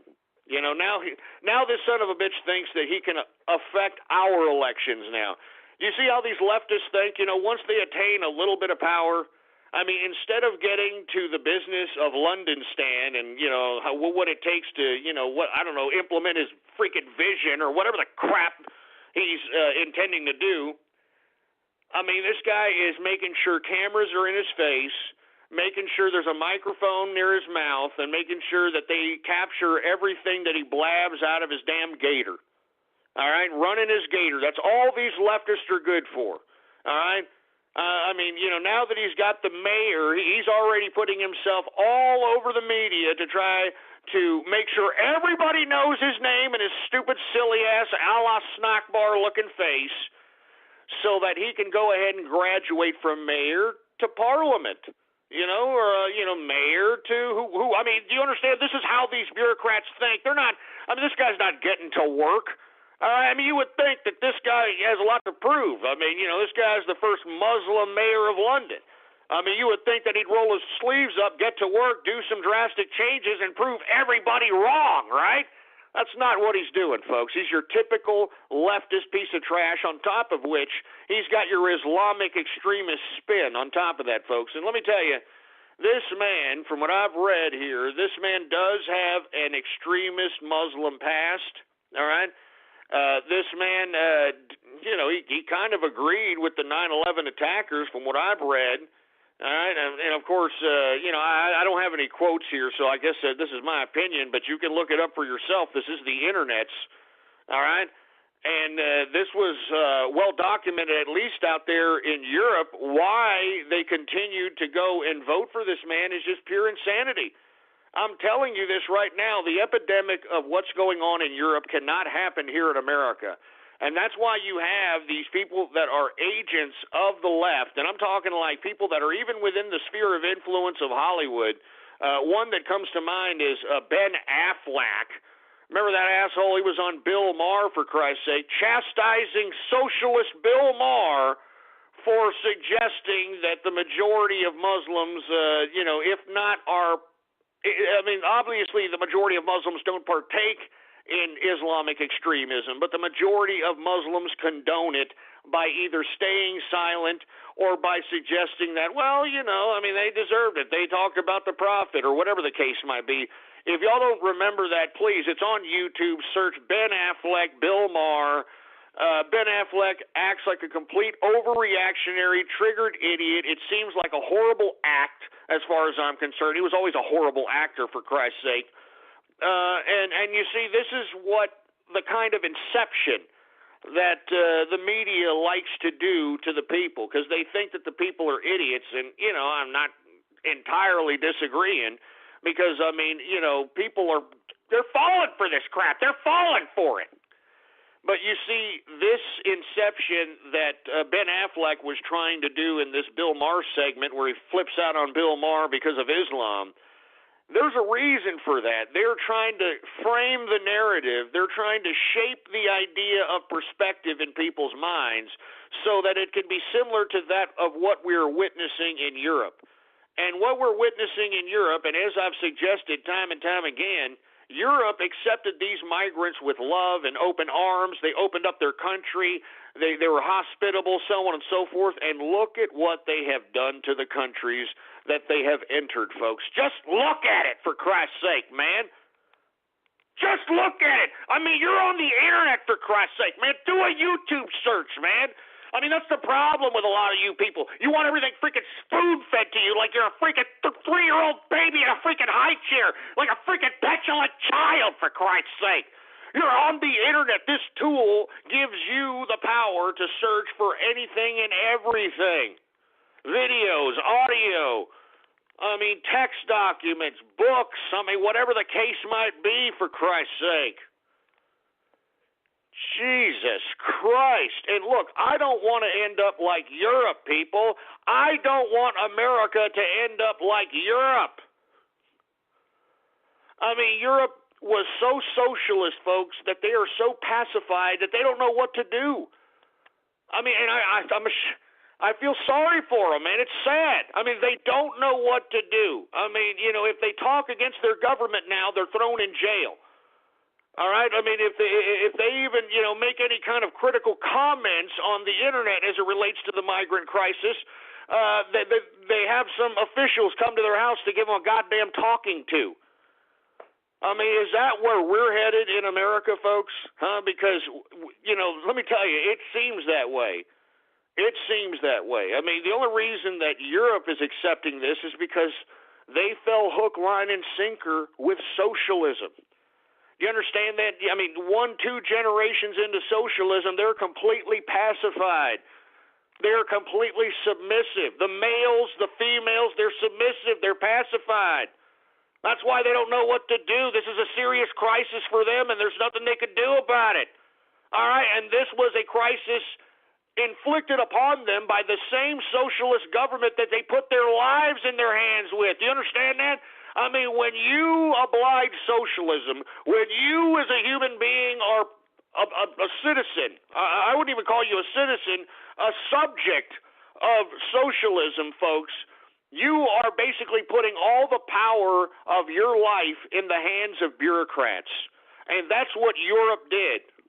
That's what Europe did, and now the Europeans are paying the price for it. And it's unfortunate because the social engineering process of Europe has pussified, and I hate to use such a harsh term, but Europe needs to hear it. They need a slap of the mouth, man. All right? The social engineering of the European socialists have pussified Europe so badly that they have no idea how to fight back or how to combat this particular migrant crisis that is being inflicted upon by their socialist masters. They have no idea what to do, for Christ's sake. They've taken away their guns. They've pacified them and pussified them with a false sense of security. And as I've stated, folks, time and time again, I strongly advise you to look at that. And it's not suitable for kids, folks. It's kind of X-rated, but still. It's a realist perspective on how the Europeans got to this point, all right? It's a freaking video. It's called Smack My Bitch Up by Prodigy. It's an electronic song, all right? That was Germany, folks, in 97, 98? About 97, I think it was. 1997, that was Germany. The perspective that you're seeing in that video, that was Germany. I mean, everybody was sexually open, very liberal, lots of open alcohol, sex, drugs, electronic music. It wasn't a big deal. That's why a lot of Americans admired Europe at the time. They admired the whole, look, they're very open with their sexuality, they're partying all the time, so on and so forth. That's how the government pacified these people. That's the trick of government. They pacify people with nothing. You understand it? And that's what they did with the Europeans, man. That's why at this point in time, when serious shit right now is hitting the fan, the Europeans have no idea what the hell to do. And I feel bad for them, folks. I really feel bad for the Europeans, man. I hate to say I told you so. I remember there were a lot of European trolls back when I was broadcasting, all right? I'm serious. There were a lot of them. Now there's not many, if few at all, and the reason is because they are realizing that what I was saying is now coming to pass, and it's coming to pass to them at a faster rate that they even imagine. And the reason that it's coming to them at a faster rate, folks, is because they don't got no Second Amendment. You understand that? They don't have a history of revolution. You understand that? They don't have a populace who has lived in freedom for a long period of time, and there's enough populace that wants to sustain that precedent. You understand? So that's why they can just go ahead and roll out all this ridiculous social engineering nonsense, and there's nothing Europe can do about it. Nothing. It's obvious. Look at what's happening. There's nothing they can do about it. Angela Merkel is smirking. They're laughing, for Christ's sake. These international bureaucrats are laughing. Anyway, folks, I don't want to talk about that anymore because, I didn't mean to get off on that soliloquy about it. But if we as Americans do not vote for Donald Trump, what is happening in Europe is going to happen in America. If it doesn't happen before the election, because you've got Obama with this omnibus bill having funding to bring in these people within secret. I mean, I'm telling you, there's people that are being brought in by our federal government, all right? They're being put on the streets out here. I mean, just read the reports. You know, read immigrant relocation. I mean, I think there's some in the Dakotas now that are flooding the Dakotas. You know, they're putting them in small communities. I mean, just read it for yourself, man. I'm telling you this right now. I mean, there's a reason why these leftist bureaucrats are bringing in these wild Jehudis. You understand? It maintains a totalitarian reasoning for maintaining totalitarianism. Do you understand? I mean, I know that sounds silly, but it's the truth. All right? They can justify to the people who just want to be safe, who don't want any more chaos and anarchy. It justifies to them why they must be so totalitarian and just take people off the streets and throw them in gulags. I mean, it's the same leftist practice, folks. All right? So wake up.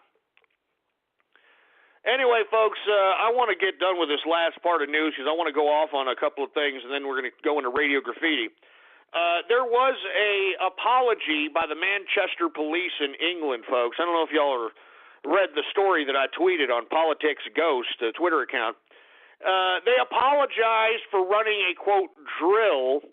I believe it was in the transit system in Manchester where they had somebody yelling "a la snack bar" in a supposed drill, which freaked everybody out. And, you know, the cops came out today, or the authorities, and said, "Oh, you know, don't worry, it was just a drill. We're sorry. Don't worry, have a cup of tea. You know what I'm saying? I mean, give me a freaking break." You know, and when I tweeted it, I suggested, are they, you know, trying to set up for another false flag? Because, folks, don't think that these governments don't set up false flags. If you believe they don't, you're an imbecile, all right? I mean, just look into the Gulf of Tonkin, which got us into the goddamn Vietnam War. Read about that, and then come back to me and tell me that our damn government doesn't do false flags. Read about the Spanish-American War, for Christ's sake, that Hearst influenced with his own goddamn headlines in his freaking newspapers that he dominated. So don't give me this crap. Anyway, folks, as I tweeted that, Britain's MI5 raised the threat level to high, all right, because of, quote, Northern Irish militants. Now, I'm really surprised that the IRA is, you know, partaking, or there should even be any kind of a threat from the IRA. The IRA threw down their guns right after 9/11 and tried to make peace. Now, I don't know what they're doing as it relates to this heightening of the terror threat level in Britannia, but once again, you have this Brexit vote, and I honestly believe that these bureaucrats are willing to do almost anything to scare the people into believing that they must stay in Brexit or not go to the polls even to vote against it, or vote for it, vote for Brexit. I believe that people in Britannia need to keep their eyes open. I believe that anything that is drilled, anything that has a drill, it correlates with something that could potentially happen in the future, all right, in my personal opinion. They were running a damn drill during 9/11, all right? They were running a drill, a military exercise, simulating an attack from Russia during 9/11, all right? I'm serious. I'm not kidding. I mean, you know, that's why when you have that recording of somebody calling the military from the FAA saying, hey, we need you guys to scramble some jets or something out here because, we got a hijacked airplane and, they're crashing them into buildings. And the guy from the military goes, is this real world or exercise? I mean, why in the hell would he ask, what is this real world or exercise? I mean, give me a break. Anyway, I'm just suggesting to the folks in Britannia, please watch out. All right, I don't know what the hell they're doing. Now they're heightening the freaking terror level because of Northern Irish militants. I've never heard of such a thing, man. There's no, the IRA isn't throwing Irish car bombs anymore. What the hell's going on here? I'm telling you, it has a lot to do, in my opinion, with Brexit vote. And keep your eyes open there, Britannia. Don't fall for any shenanigans, to say the least, all right? Now, I'm going to go ahead and move on because we don't have much time. I want to talk a little bit about fat activism. Have you heard about this, folks? Fat activism, for Christ's sake. And the only reason I bring this up because I don't want to say the woman's name because, you know, these people are litigious and whatever. But there's a few fat activists, you know, going around the country you know, doing the Milo Yiannopoulos type of crap, you know. And as a matter of fact, did y'all read my tweet? Milo Yiannopoulos is getting $4,500 a pop to speak at universities, for Christ's sake. I mean, good God! Jesus Christ, who's his agent, for Christ's sake? You compile that with the 6 figures that he's getting from Breitbart, you know, he's doing pretty well. That's a capitalist for you right there. But anyway, folks, you actually have fat activists that are out here doing the same damn thing, going to campus, talking about fat girl oppression. You know, I'm serious. I kid you not that, it's not fair that we see all these skinny chicks, you know, going around with short shorts and, you know, little tank top shirts making us feel incompetent. That's fat girl oppression. It's not fair. And, you know, trying to give these lectures on, you know, body image and, you're beautiful no matter what.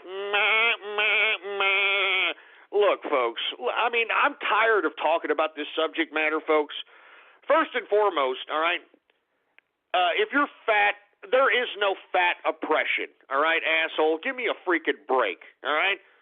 There is no fat oppression. Now, what you have decided to do, fat ass, is you have decided to make a decision, a conscious decision, that eating large sums of food like a goddamn garbage disposal or high fat, or I wouldn't even say high fat, with high sugar, high bread, high carbohydrates, all the crap, cheese especially. If you're a cheese eater, if you're a dairy eater, if you're a goddamn bread eater, if you're a sugar eater, that's why you're fat in the ass, all right, fatty? But hey, this is America. You can be as fat as you want, as long as you're paying for it. All right? I mean, if you're collecting food stamps and are fat in the ass, you're a piece of shit as far as I'm concerned. I'm sorry. If you're collecting food stamps and you're fat in the ass and you're claiming you're poor, it's no wonder why everybody hates America. Seriously. Fat, poor people in America. But let me not digress here because I'm talking to the women and the males out here, too, who feel that, you know, being fat is some special oppressed group or some kind of crap like that, all right? You have made the decision that it is more pleasurable to your life to consume large quantities of breads, of dairies, of sugars, of cheeses, you know, all the fat crap that, you know, turns your body into a big fat pile of protoplasmic crap, all right? You've decided to make the decision that you are going to consume large quantities of that because that is more important to you as opposed to, you know, going to the gym, working out every day, being an obsessed idiot, concerned about every cut in your body, making sure that you're some thin piece of crap, spending large sums of money on all kinds of different diet aids and, you know, gym memberships or whatever the case might be, all right? Because, look, fatty, okay, if being skinny and being wanted and you know, being a sexual object is what you want, well, just like with everything, you fat fuck, you've got to work at it, all right? Now, once again, I don't mean to be fat-shaming fat people, but you can't have it both ways. You see, a skinny person looks at your fat ass and says, you lucky son of a bitch. You get to eat bread, carbs, sugars, cheeses. You get to eat, period. You know, I'm talking about these skinny chicks that look at fatties. All right, that's what they're thinking in their head. All right, and what you're thinking in your fatty head is, oh, it's not fair. She gets all the guys, and nobody wants me. No, you need to have an adult relationship with the truth there, fatty. And you need to realize that if you are obsessed in your head with skinny chicks that are getting all kinds of, schlong heads being whipped out, at every different direction, well, then maybe you need to do as much work as that person to attain the physical attributes necessary to attain what it is that you envy about this person, and stop pretending that you're being oppressed. All right, because there's something you can do about your situation. I mean, black people can't do anything about being black. Well, I don't know. I guess you could bleach your skin. You could become a damn Sammy Sosa. Have you seen that poor son of a bitch, for Christ's sake? Remember that home run guy? Him and McGuire in baseball were chasing after Roger Maris's record. Have you seen Sammy Sosa as of late? I mean, I guess you can change your race, but it doesn't look good. All right. I mean, at least you fat pieces of trash, you can get on a treadmill, you can get on a diet, you can eat healthier, for Christ's sake. You can do things to change your physical attributes to get out of your supposed fat oppression. All right. So give me a freaking break. All right, I'm serious. All right, I'm serious. I'm not joking. I'm tired of fat activism. I'm tired of it. All right? I think the motivating factor for fatties in this fat activism is attention. That's all it comes down to. As a matter of fact, I think that's the motivating factor for almost everybody in the West, unfortunately. I mean, the West has become such attention whores, and the proof is in Facebook. I'm serious, man. I mean, just take a look at every fucking post that these stupid idiots post. We don't care. I don't understand why people have to post what they ate, when they're taking a crap, when they visited their stupid old one-legged grandma. Oh, look at me, I did this, and oh, look, I just got a new job. Oh, look at me, I'm going to the store. Oh, look at me, I'm at the club. I don't care. Nobody cares, all right? Nobody cares. That's the whole reason why they have the little stupid, the thumbs up, and I think they've added some new avatars or something to that. I mean, you're not even worth pushing, some keyboard strokes to, you stupid morons. And if you do, it's either to hate on you or to give you a subtle subliminal shot. And that's what I think I said this yesterday, like you fatties, all right? When you post a picture of yourself wearing something 10 times too small and trying to claim that, oh, yeah, look at this, I look great, baby. And when you have all your little skinny friends on your Facebook little following commenting and saying, oh, go girl, oh, go out there, oh, the guys are going to be all over you. Those are shots. They're not being your friend, fatty, all right? And the reason they're throwing you shots is because they don't hate you because they hate you. They hate you because you get to eat. Do you understand that? And that's the exchange that you have to either come to grips with or put the fucking fork down, all right, fatty? There's no fat activism. I'm sick of it. I'm sick of this crap. You can change not being a fat piece of crap. I mean, you can change it. There's nothing about, I'm being oppressed because I'm fat. Put the goddamn fork down. As a matter of fact, you don't even need to put the fork down. All you got to do is stop freaking eating the breads, stop eating the sugars, stop eating the goddamn cheese, for Christ's sake, and cut on the dairy products, and just walk about 30 minutes a day around your freaking block, and you'll just see and be amazed that, oh, man, look, I'm getting skinnier, I'm getting into shape. Yeah, no kidding, asshole. Jesus Christ.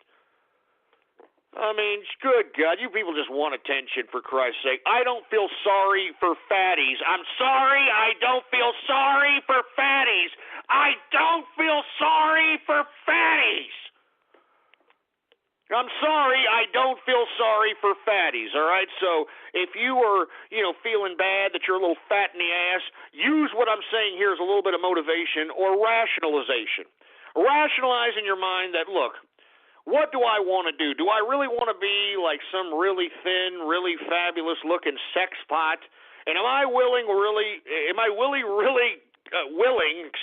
Jesus Christ, am I really willing to do the work necessary, trim down, do the exercise? If I look, like if you have a bad face, do plastic surgery, all of that crap. Because, folks, That's what these women that are so desirable in the media and that are so desirable in real life have to do. They have to, first of all, not eat. They've got to exercise so that they can look like, Miss Fabulous Body over here. All right, they've got to stay tan. They've got to make sure their face isn't wrinkled, so they're going to have plastic surgery, whatever it takes. You see, your fat ass is more happy, obviously, by go and ordering a whole pie with one freaking fork, all right? There's a balance there. There is no fat activism. And look, I'm sorry, all right, fatties, no one's going to like your tub of shit body in a bikini, all right? I'm sorry. It's just I don't care. I mean, I'm not saying that there are some gentlemen that, like, are fetished with that crap, but it's a fetish. All right, if somebody likes you for your disgusting fat body, it's because it's a fetish. He's a fatty chaser or some kind of crap like that, for Christ's sake. Or, who knows? I mean, if you look in the right places, maybe the man really likes your personality, which I do believe that there's still some gentlemen out there who have come to grips with reality and realized that, most of the women that are basically decent-looking, fairly attractive, or a bunch of shallow, ignorant pieces of trash. All right? And then you wouldn't want nothing to do with them in the first place. All right? So enough with the fat activism, please. Enough! All right? Enough with it. I'm sick of it. Enough. All right? Put the freaking fork down. All right? And then maybe, just maybe, you'll realize that, oh, man, this is all I had to do? Yes, fatty, it's all you had to do. And, you don't even need to trim down to look like some model, for Christ's sake. You don't even need to trim down like, you're some thin piece of tail. I mean, you just have to trim down just a little bit. Just don't look like a tub of shit. Make sure that your rolls in your stomach don't go beyond your breast. All right? I mean, seriously, man. Jesus Christ. I'm not trying to tell people how to be, but if you're going to be a fat tub of shit, if you were going to be huge, fat, disgustingly, and slovenly, you need to realize that you made a choice that, okay, I'll eat a whole pie with one fork. A Saturday night for me is a whole gallon of freaking Haagen-Dazs and sitting back watching the bridges of Madison County. All right? I mean, seriously, you have succumbed to this, so you make an exception to that. If you want to change it, you can always change it, fatty. A black person cannot change that they cannot ever not be black again, unlike you, fatty. All right? So give me a break. I'm sick of this fat activism crap. All right? Go to a fat farm and get over it, fat asses. Jesus Christ. Fat shaming. I've never heard of such a thing in my life, for Christ's sake. I mean, that's the consequence of exchanging the idea of, well, maybe I shouldn't overindulge and be a gluttonous fat piece of trash. Or, you know what, I'm going to be a fat gluttonous piece of trash because I can do that.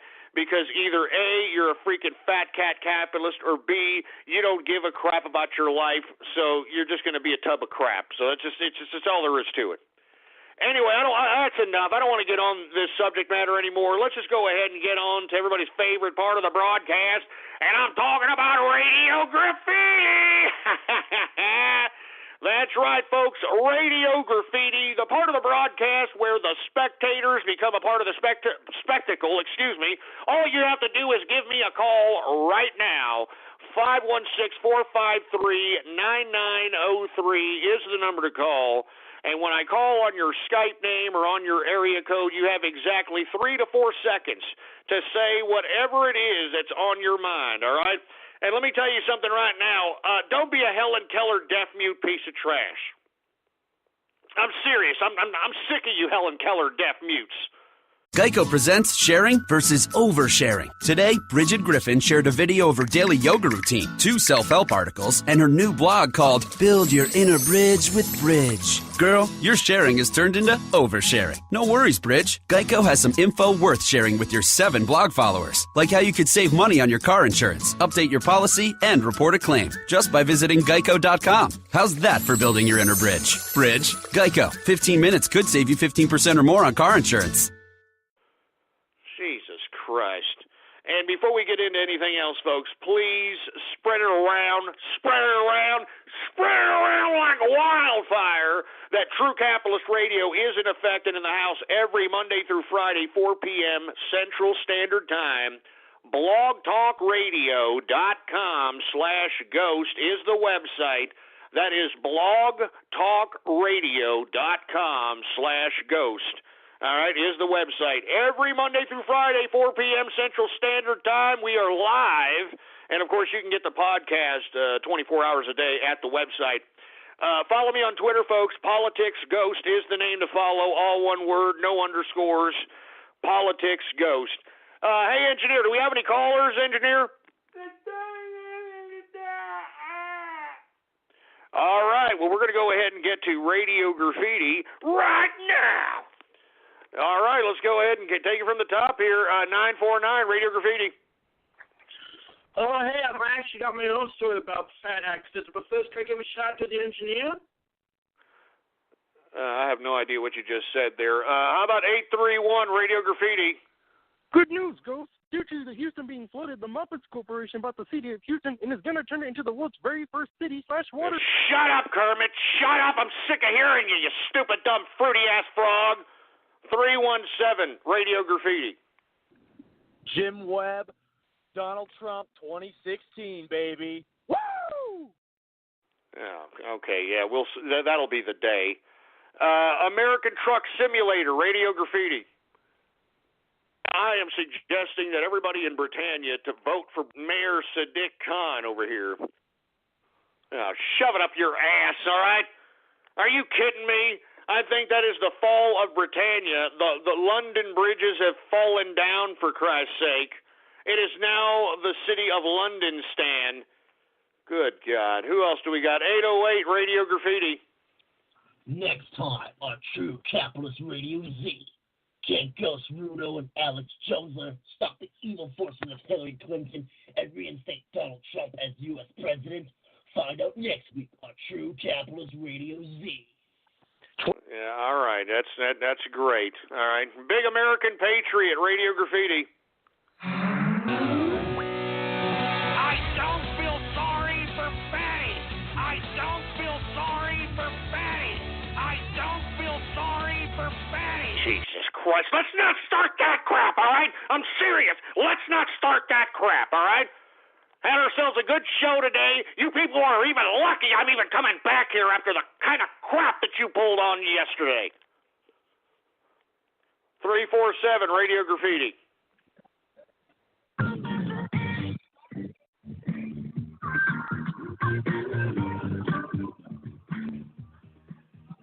Jesus Christ, give me a break. Who else do we got here? How about 727 Radio Graffiti? Hey, man, who walks your dog since you're in a wheelchair? Yeah, shove it up your ass, all right? My dog, he watches himself. He's right over there. I can see him. He's within my line of sight. Don't worry about it, boy. You okay, Templeton? Yeah, he's all right. Don't worry about him. 520 Radio Graffiti. Hey, Ghost, where are you? I'm at the footy convention. Why did you bring Templeton so we can have a little three-way with them? Oh, Jesus Christ. You hear this sick-ass crap I got to go through, for Christ's sake? 810 Radio Graffiti.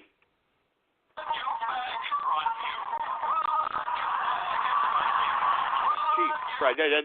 Fix your goddamn microphone and take it out of your damn shit funnel. Jesus Christ. 425 Radio Graffiti. Hey, Ghost, it's Zykai. Well, I agree with your views that fat acceptance is really stupid. I don't understand why you're attacking dairy, because the less milk people drink, the more soda pop they're going to drink, and I think fructose is really what's making America so goddamn. Well, no, I actually don't believe that. Well, I actually do believe what you're saying. I mean, I can agree with you on the soda pop situation. But, hey, I mean, you know, that goes in line with cutting out sugars, all right? You cut out sugars, you cut out carbs, you cut out cheese, you cut out dairy. I mean, you're going to start losing some dramatic weight really quick, all right? That's all there is to it, all right? And I'm not talking about cutting out real butter, all right? I mean, you know, I think there's a correlation with people having health problems and the use of margarine, artificial butter, in my personal opinion, but I don't want to get into that right now. It's Radio Graffiti time, for Christ's sake. 484 Radio Graffiti. Yes, please. I wish to be a part of fart male white porn. All I wish to be is the black funnel noodles, and if you're blind here. Jesus Christ. Gary Powers, Radio Graffiti. Yeah, Jesus Christ, you took too long, for Christ's sake. 408, Radio Graffiti. Dead. Sicker than your average nigger killer. Twist niggers, heads off niggers, fucking stink niggers and gators. Chicken wing eating players. Triple. Jesus Christ, that's horrible. That's just disgusting. Pivot Idiot, Radio Graffiti. I mean, hell. In my personal opinion, Pootie Pie is real funny. Yeah. No, shut up. Screw Pootie Pie, screw Markiplier, Fousey Tube, and all those other stupid self-absorbed idiots. They're fruit bowls, they're self-absorbed, and they're morons. Freaking YouTubers. I hate YouTubers, man. Renegade Supreme, Radio Graffiti. I've had enough of that crap.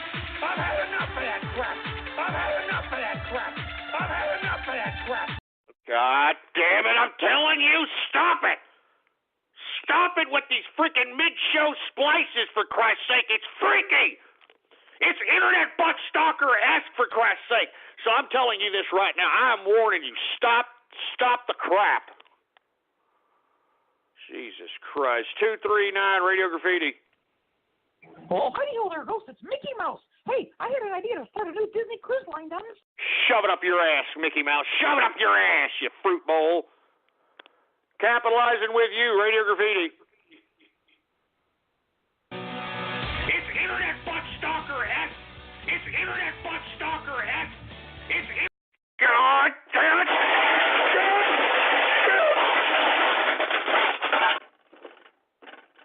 Enough of that crap.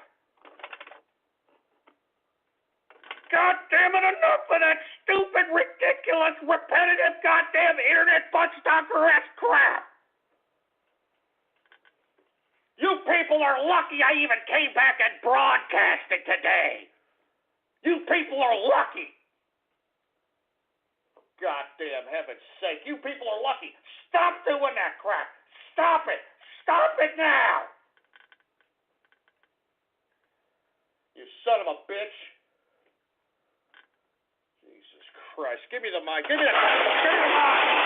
Give me the freaking mic, for Christ's sake. I'm warning you, idiots. Stop that crap. You're lucky I'm even here after yesterday's show, assholes. A real black guy, Radio Graffiti. There's a midget Texan in the sky. He'd like to come and meet us, but he's only 3'5". There's a midget Texan in the sky. He told us not to troll him, or he'll go and beat his wife. He told me, let the fruit bowls call in. Let the fruit bowls call in. Let all the fruit bowls butt talk. I'm sick of your silly-ass songs, whatever the hell that is, for Christ's sake. You're lucky we're not in a damn bar room, because I'd beat the living bejesus out of you, boy. Professor Falcon Punch, Radio Graffiti. Boys, let's not start that crap, all right, boys? Let's not start that crap, all right, boys? Let's not start that crap, all right, boys? Jesus Christ, how many goddamn numbers and names do you idiots have, for Christ's sake? Enough! Enough of that crap, man! Freaking internet butt stalker. Ugh, good! Jesus Christ. Cave Johnson, Radio Graffiti. When you as a human being are a subject of socialism, you are basically putting all the power of your life in the hands of Donald Trump. Shove it up your ass. And not only that, I just said that, for Christ's sake. Is this going to be the new troll? Are you people going to splice me in mid-goddamn show, for Christ's sake? Good God. Oh, Jesus. Dick Breath, Radio Graffiti. Just shut up. Just shut up. Just shut up. Yeah, you shut up. You shut up. You shut your stupid stinking hole. You shut up. Son of a bitch. Bill, Radio Graffiti. I mean, is this going to be the new troll?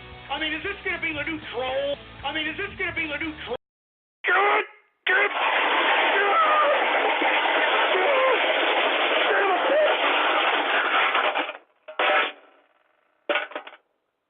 I'm tired of this crap.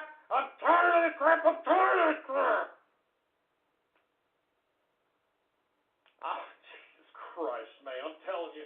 I mean, you're lucky I'm even here, for Christ's sake.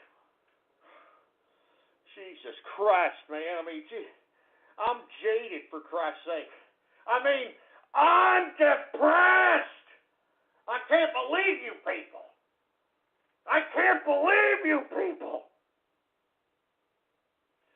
Jesus Christ. Give me the mic. Give me that goddamn mic. Look, we're headed down to the end of the broadcast anyway, folks, and I'm going to have a little bit of post-show edition of the True Capitalist Radio, all right? I don't know why I should, all right? But you people are out here, Jesus Christ, all right? We're just going to have ourselves another edition, all right, just here. I don't know how long we're going. The only way that you're going to be able to listen to it is if you call right now. All right, you call right now at 516-453-9903 is the number to call. All right, and that's the only way you're going to listen to it. Or if you download it at the website blogtalkradio.com/ghost. That's blogtalkradio.com/ghost. You'll be able to listen to it as soon as we're done with the third hour, for Christ's sake. We got 25 seconds. We are leaving the air. Follow me on Twitter, folks. Politics Ghost is the name to follow. All one word, no underscores. Politics Ghost. Anyway, folks, I will be here tomorrow, same place, same time, 4 p.m. Central Standard Time. Long live the capitalist army, baby, and spread it around like wildfire. Spread it around like wildfire. All right, folks, we are now into the third hour of the True Capitalist Radio broadcast. Of course, I'm your host, the man they call Ghost. And once again, folks, I want to let everybody know that we are in effect in the house for the third hour.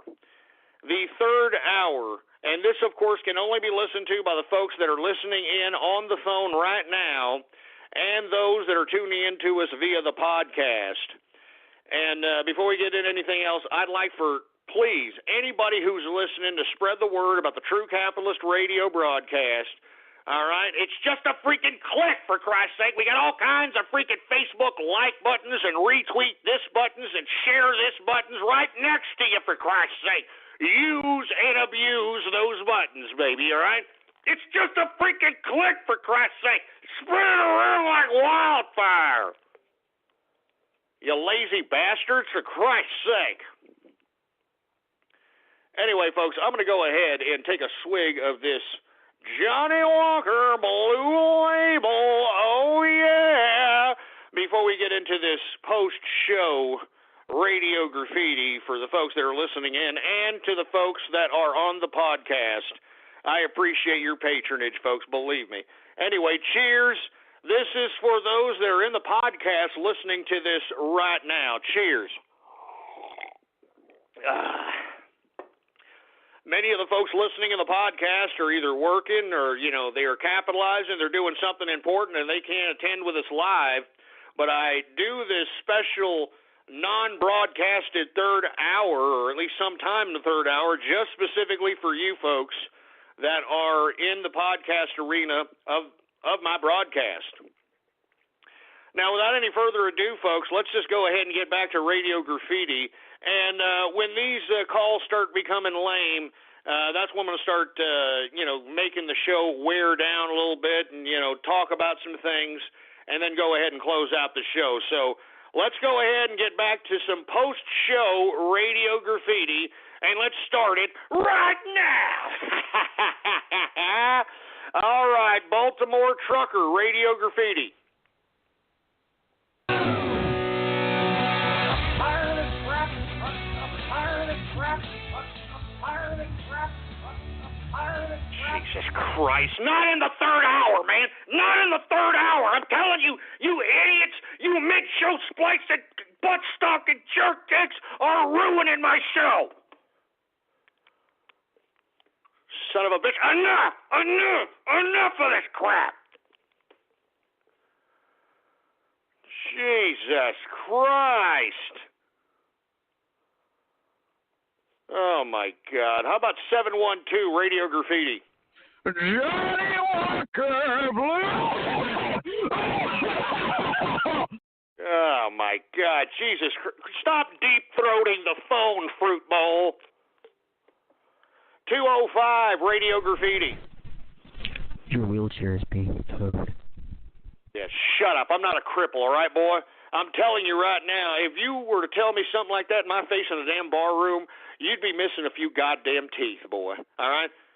You wouldn't be able to eat goddamn corn on the cob anymore, boy. You understand that? You understand that? 502 Radio Graffiti. The day Bernie Sanders holds a rally in a city is the day the trailer parks are empty. God bless capitalism. Hey, thank you very much, my friend. I really appreciate you. Let's keep it going, shall we? Oh, some positivity there that we so desperately needed here. And let's see if we get some more here. Hey, look what we got here. We've got the Teutonic Plague in the house. Radio Graffiti. Hey, Ghost, I agree with that last guy. Two things. One, I sent you a song that could be considered a Splicer remix, but it is flattering. It's anti-other candidates. It's making fun of the other candidates. And about this Mike Zuckerberg guy, I came across what I think is this number, so why don't you call him tomorrow so we can ask him a few questions, and we want answers immediately, goddammit! Yeah, I'm telling you, no kidding. I mean, that's what we need to start acting as capitalists like. We need to start asking people a few questions and demanding answers immediately. I appreciate it. Hey, we got Karaskin, Radio Graffiti. Hey, guys. Are you getting sick and tired of the ride of the song already? Because I'm so tired of this song anyway. It's just getting repetitive already. Why don't we just try something? I hear you on that one, Karaskin. Mike 347, Radio Graffiti.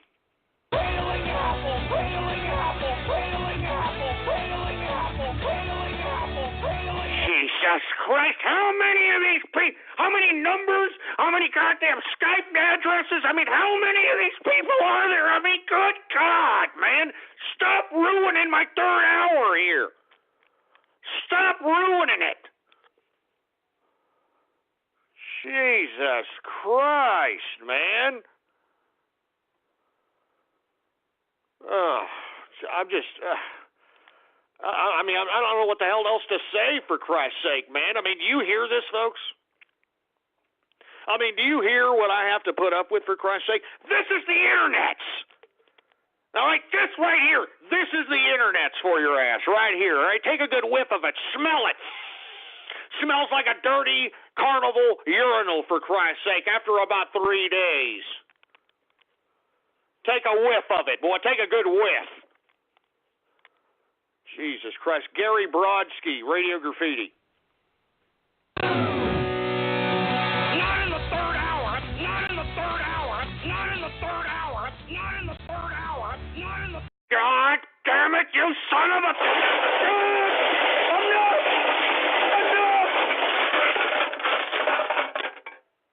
Enough from you sons of bitches already, for Christ's sake! Enough! Jesus Christ, man, enough! I mean, this troll is just getting out of hand, man. I'm serious. I mean, it's just getting out of hand here. This is getting way out of hand. This is getting too ridiculous for my liking, as far as I'm concerned. Jesus Christ, man. Give me the mic. Give me the goddamn mic. Give me the freaking mic, for Christ's sake. Look, I'm warning all you idiots that are out here doing this goddamn mid-show splicing crap, all right? I'm warning you, you idiots, you assholes are in hot water with me right now, boy. And I got 2 words, boy. 2 goddamn words for you. Punitive damages. So keep it up, boy. Son of a bitch. Jesus Christ. 502 Radio Graffiti. You calling on me again? Yeah, oh, my bad. Sorry about that. You were the guy that said pro-capitalism stuff. My bad. Brony Drumming, Radio Graffiti.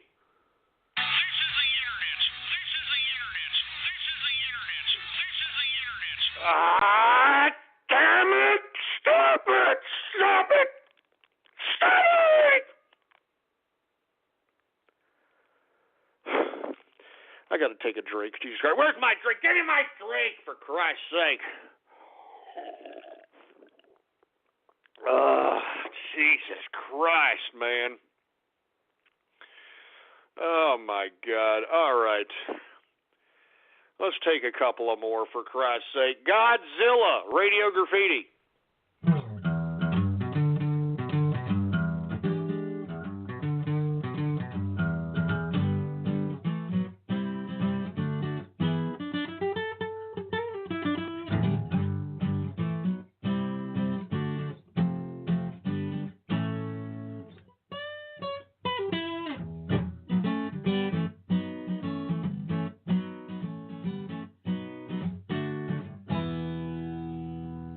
That's pretty good, Godzilla. He's starting to become the true capitalist guitarist out here. Always knows how to play some pretty good strums. I really appreciate it, man. It was definitely a breath of fresh air after all these ridiculous trolls. So let me not speak too soon here. Mighty Nate, Radio Graffiti.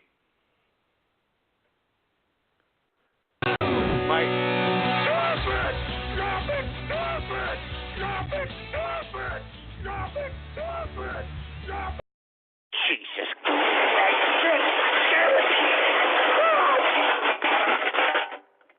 I've had just about enough of this crap. I'm telling you this right now. I've had just about enough. I mean, you people are lucky I'm even here today, for Christ's sake. Do you understand that? You people on these internets, you goddamn troll terrorists, you cyber vermin, you people are even lucky that I am gracing my presence to you people today after the crap you pulled yesterday, and it's obvious you're perpetuating that same type of garbage today, and I really don't appreciate it. I don't appreciate it one goddamn bit. I don't appreciate it one goddamn bit whatsoever, for Christ's sake. I'm telling you, I bet you it's a bunch of neckbeards doing this, for Christ's sake. You know, a bunch of net-bearded pieces of pizza pocket eating, Pop-Tart eating, flapping their fat Cheeto stain on the fingers, having cellulite dripping off their ears, looking, crustaceans growing in their hair for not freaking taking a shower, having blood fart on the goddamn bed sheet, leaving pizza stain on the shirt, having nipple clamp loving, butt plug up the ass looking piece of chicken eating corn boy crap doing this. I know it. I know it, for Christ's sake. Jesus Christ. Give me my mic. Give me the mic. Give me the mic. Jesus Christ. I'm only going to take a couple of more callers, for Christ's sake. I mean, good God. Jesus Christ. We got Cosmo Brockington, Radio Graffiti. You want to move up in the company? You want an extra raise? Get on your knees and suck the sap out of my goddamn testicles like it's a freaking serpent. Jesus Christ, that's disgusting. Now, unfortunately, I may have said that in drunken stupor about 5 years ago, but that was spliced, all right? That was spliced, and I don't appreciate it one bit there, Cosmo Brockington, you piece of spliced crap. I don't appreciate it whatsoever. Jesus Christ. Boot 073, Radio Graffiti. I don't appreciate it one goddamn bit. I don't appreciate it one goddamn bit. I don't appreciate it one goddamn bit.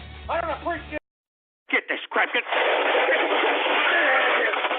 had enough. How many of these people are, what is going on here? I just, good God. I'm serious. I've had about enough of this, man. I'm tired of it already. I'm tired of it.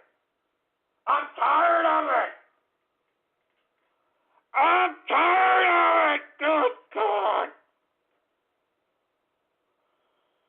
I mean, I'm just trying to have a show here, man, for Christ's sake. And I'm just infested with troll terrorists. I'm infested with cyber vermin, for Christ's sake. Good God. Oh, my God. You know, I don't even need to be here. I've said this time and time again. I don't even need to be here. God.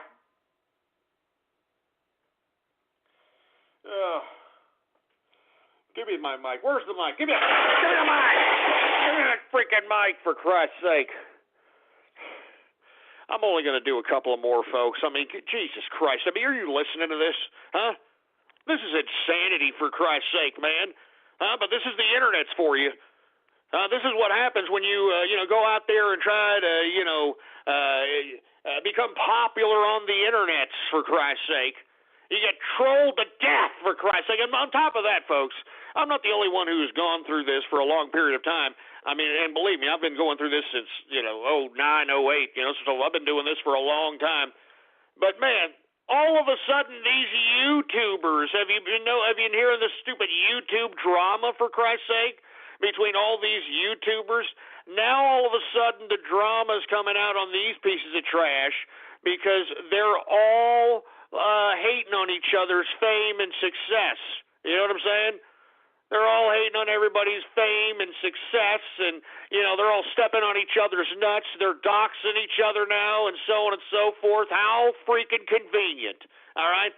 And as far as I'm concerned, each and every one of those YouTubers are pieces of fruit bowl trash. They are the reason why our country is being flushed down the proverbial toilet. I'm serious. Look, I pick on PewDiePie and Markiplier and FouseyTube, and the reason I do is because they're the most popular, and they look like they just got shitted out of the ass crack of Ricky Martin, for Christ's sake. I mean, you couldn't get any more fruity. You couldn't get any more fruit bowlish, ridiculous, pathetic, feminized male, for Christ's sake. And this is what's popular. This is what's popular. I mean, I think that's something wrong here. There's something wrong with society. And now they're all hating each other like a bunch of bitches. Oh, the YouTube drama. Oh my God, the drama. I'm going to leave YouTube forever. Oh, get the hell out of here. Leave forever and never come back, for Christ's sake. Jesus Christ. Anyway, I'm going to take a couple of more calls here, and then we're probably going to move on and let everybody. I'm tired of this. I'm tired of getting these freaking internet butt stalker-esque trolls on Radio Graffiti. I'm tired of it. So we're going to go back to Radio Graffiti and see what we get here, for Christ's sake. Mr. Sev, Radio Graffiti. Otaku. I am fruity ass otaku, and I don't Donald Trump to watch anime. Shut up. With these stupid remixes. That's another thing. All these remixes that are out here of yours truly. Have you done a YouTube search for remixes pertaining to this show, for Christ's sake? I mean, there is so much remixes and splices and all kinds of ridiculous crap that is assassinating my character, to say the least, all right? Impugning on my person, all right? I mean, I'm a capitalist, all right? I deserve the respect accorded that title, for Christ's sake. But go look for yourself. If you haven't seen it for yourself, do a YouTube search relating to this show, for Christ's sake. Take a look at all the crap that's out there, for Christ's sake. It's disgusting. I mean, look at all the abuse. Look at all this disgusting filth that's out there. It's disgusting. I mean, for Christ's sake, I deserve more respect. And you people better start giving it to me, boy. Do you understand that? I'm calling you all out. You better start giving me more goddamn respect, or else. Or else, boy. I'm warning you. All right? You give me the proper respect that I deserve, or else. You piece of trash. Anyway, who else do we got? Do we got any more callers, engineer?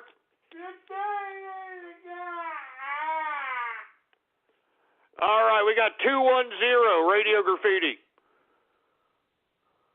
Teutonic Flag, if you're listening in, getting a short bus where you belong. Oh, man, stop hating on Teutonic Plague already, man. Why is everybody hating on Teutonic Plague? How about Dark Sword, Radio Graffiti? Bill Nye, the science guy. Bill Nye, the science guy. Bill Nye, the science guy. Totalitarian. Shut up. All right, let me tell you something. This totalitarian piece of garbage, Bill Nye, the science guy, that ain't even a real scientist. This son of a bitch suggested that people should be in jail for denying climate change. I think this son of a bitch should be in jail for pretending to be a goddamn scientist. This stupid little skinny twerp. All right, and I don't want to get into some goddamn diatribe about that son of a bitch, but he is a fake scientist, all right? But no, because he plays one on TV, he's a real one, huh? Just get the hell out of here. Get out of here! Jesus Christ. Who else do we got going on over here? Trucker of Steel, Radio Graffiti.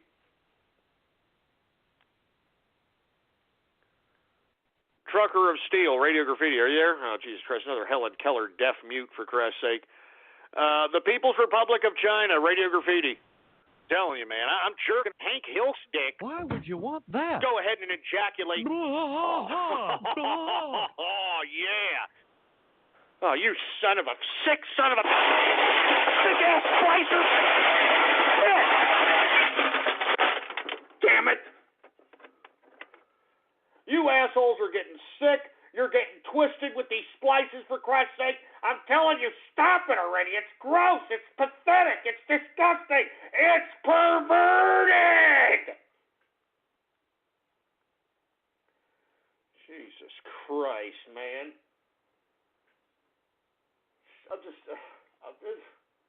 I don't know what else to do out here, man. I'm out here. I'm trying to do a goddamn show out here to the internet public, and this is what you get.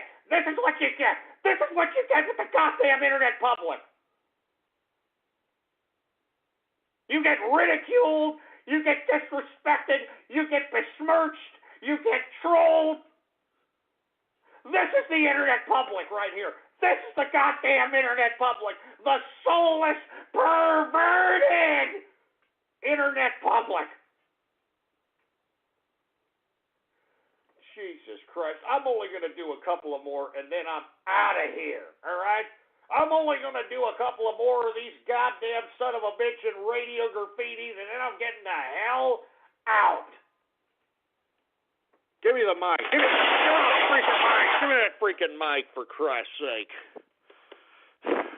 I'm only going to do a couple of more. I'm telling you, this is just getting pathetic and stupid. And it's pissing me off. Jesus Christ. D-Reg 2, Radio Graffiti.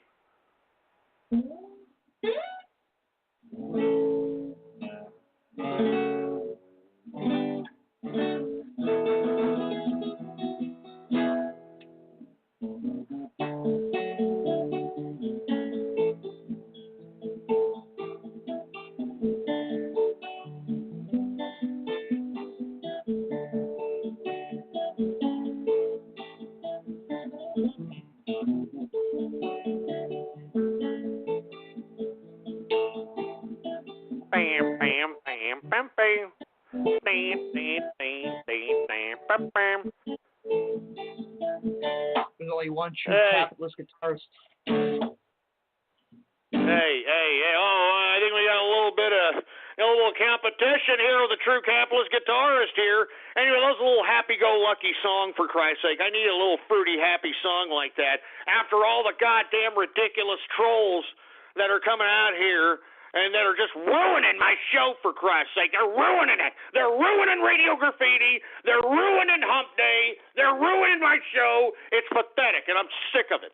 I'm just sick of it already. I'm sick of it. I'm sick of it. Anyway, Thai Fruit Dragon, Radio Graffiti.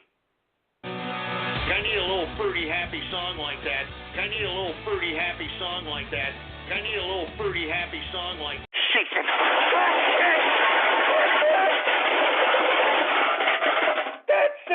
That's it. Stick a fork in me. I'm done. I am done with this crap. I'm done. That's it. It's over. All right, the show's over. It's over. Sick of this crap, man. Freaking give me a freaking break, man. I can't believe it. How many goddamn Skype numbers? How many freaking people are doing this, for Christ's sake, man? Jesus Christ. Give me the mic. Give me the mic. Give me that freaking mic, for Christ's sake, man. How many numbers, how many Skype names do you idiots have out here? You internet butt stalker-esque, mid-show splicing pieces of neck-bearded crap. How many Skype names do you morons have, for Christ's sake? I mean, good God. Oh, Jesus Christ. I'm done with this crap, for Christ's sake, man. I mean, you idiots were lucky I even came back today after yesterday, assholes. But do you idiots have any kind of appreciation? Not one bit. Bunch of unappreciative jerk dicks, just like these Bernie Sanders supporters who want free college. Just like these, ungrateful ass clowns that claim that they're poor in America and yet they're fat in the ass. Huh? I mean, this is what we have out here in America, for Christ's sake. It's no wonder why people hate America when you've got supposed people that are claiming to be poor out here that are fat in the ass because our country gives them free goddamn food. All right? I mean, this is the kind of mentality we're dealing with, and the poster child of it, the audible representation of it is right goddamn here, and you're listening to it right here on Radio Graffiti. You're listening to it, for Christ's sake. This is it. This is the consequence of overfeeding these fat pieces of tubs of crap. This is the consequence of implementing socialism, for Christ's sake. A bunch of fat, disgusting, ungrateful pieces of pussified garbage. It's crap. It's pathetic. They're soulless. They're perverted. And I've had just about enough of it. All right, I'm serious. I've had just about enough. I don't want to do this today. I'm done. All right? And I'm warning you, you goddamn stupid, dumb little ridiculous mid-show splicing pieces of neck-bearded, nipple-clamp-loving, butt-plug-up-the-ass-looking, chicken-eating cornboy trash. You better stop this. I'm warning you. I'm warning all of you. You better stop this crap. And like I said, boy, I'll say it once, and I'll say it again. 2 words, boy. 2 goddamn words. Punitive damages. You son of a bitch. Anyway, folks, I am out of here, for Christ's sake. We'll see if I do another goddamn broadcast tomorrow. 4 p.m. Central Standard Time is when the True Capitalist Radio goes live. All right, 4 p.m. Central Standard Time, Monday through Friday. All right, and be sure to follow me on Twitter, folks. Politics Ghost, all one word, no underscores. Politics Ghost, to see if I have a spontaneous Saturday edition of the True Capitalist Radio broadcast or a random Sunday edition of the True Capitalist Radio broadcast. Politics Ghost, all one word, no underscores, is the name to follow on Twitter. And, of course, if you haven't already done so, please bookmark the official website of the True Capitalist Radio Show. It is blogtalkradio.com/ghost. That is blogtalkradio.com/ghost. Facebook.com/ghost, all right? Spread it around like wildfire, for Christ's sake, all right? Go to the blogs, go to the forum posts, go to the social media sites.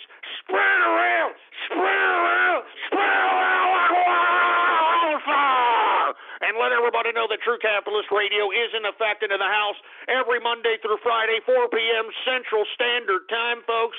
As I suggested, we are going to increase the show time to 3 hours come next month, for Christ's sake. It's going to be a great goddamn summer. If you happen to be a fan of the True Capitalist Radio Show, we got all kinds of new things coming in, for Christ's sake. I'm just excited about it. It's unfortunate that we have these goddamn troll terrorists and cyber vermin that are out here that may potentially ruin it for everybody. But I'm going to keep on trucking. I'm going to keep on goddamn trucking, boy. Don't you ever forget that the whole reason why I am here is because I am going to make sure that I contribute to Trump being elected the President of the United States of America. This is a capitalist revolution, and I am partaking in it. I hope that you are partaking in it.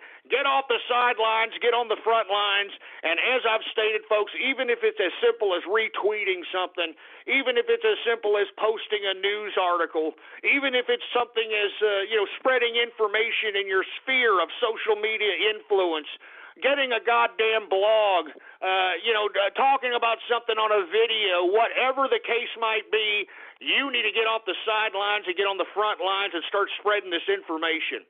As I've suggested, folks, the line in the sand for America is Donald Trump. We need to make sure that this man is elected president. He is anti-establishment. He is anti both parties, obviously, folks. He doesn't give a crap about the GOP's establishment. As a matter of fact, him being the nominee of the GOP signifies that the capitalist revolution has taken complete and total control of the damn GOP. You understand this, right? The GOP, all right? It's the capitalists now, all right? It's ours. It belongs to us.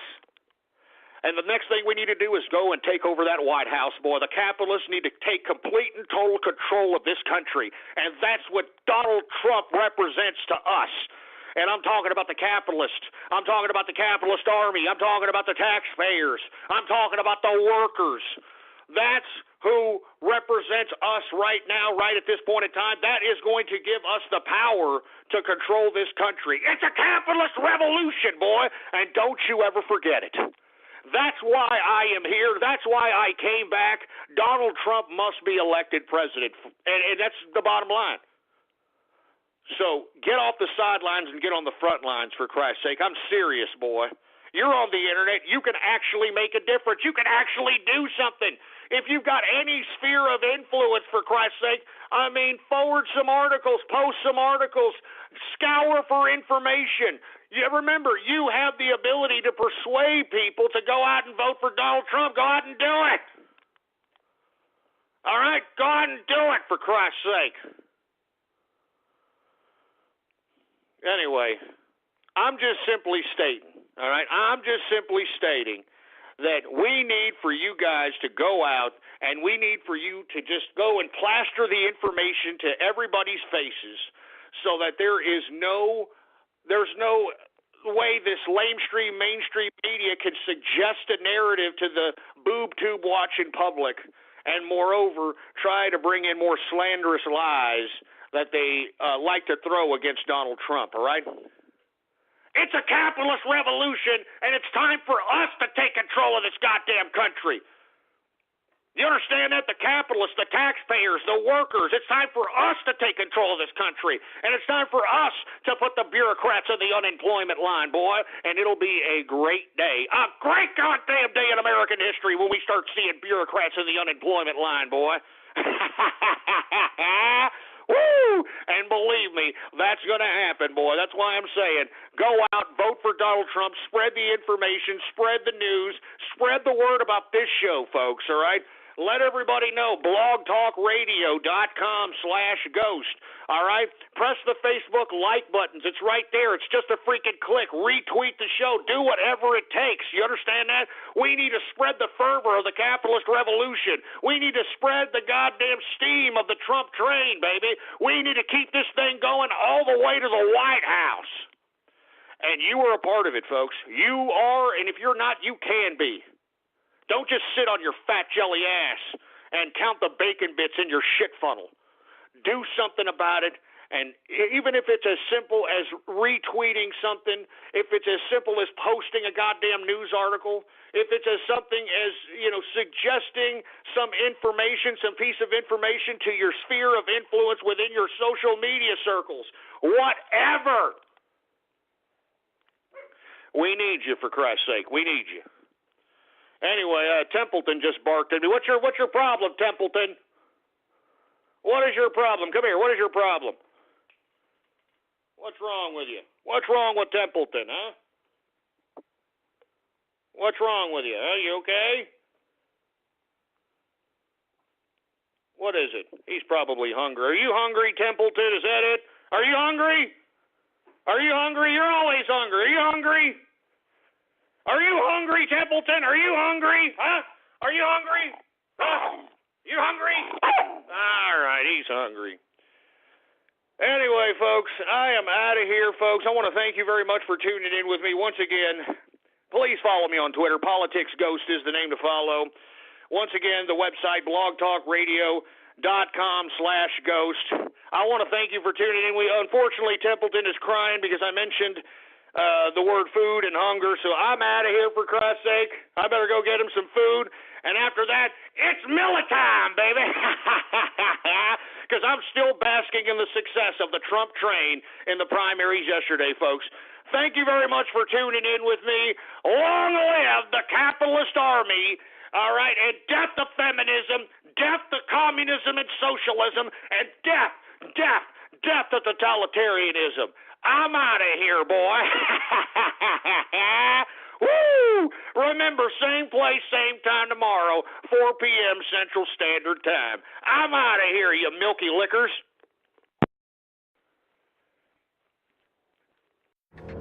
That isn't just the sound of the all-new 2016 Mercedes-Benz GLC being put through its paces. It's the sound of innovation. The innovation behind one of the most advanced SUVs on the road today. With multiple driving modes, a suite of intelligent drive systems, and a technology-filled cabin that sets new standards in modern luxury. This is what innovation sounds like.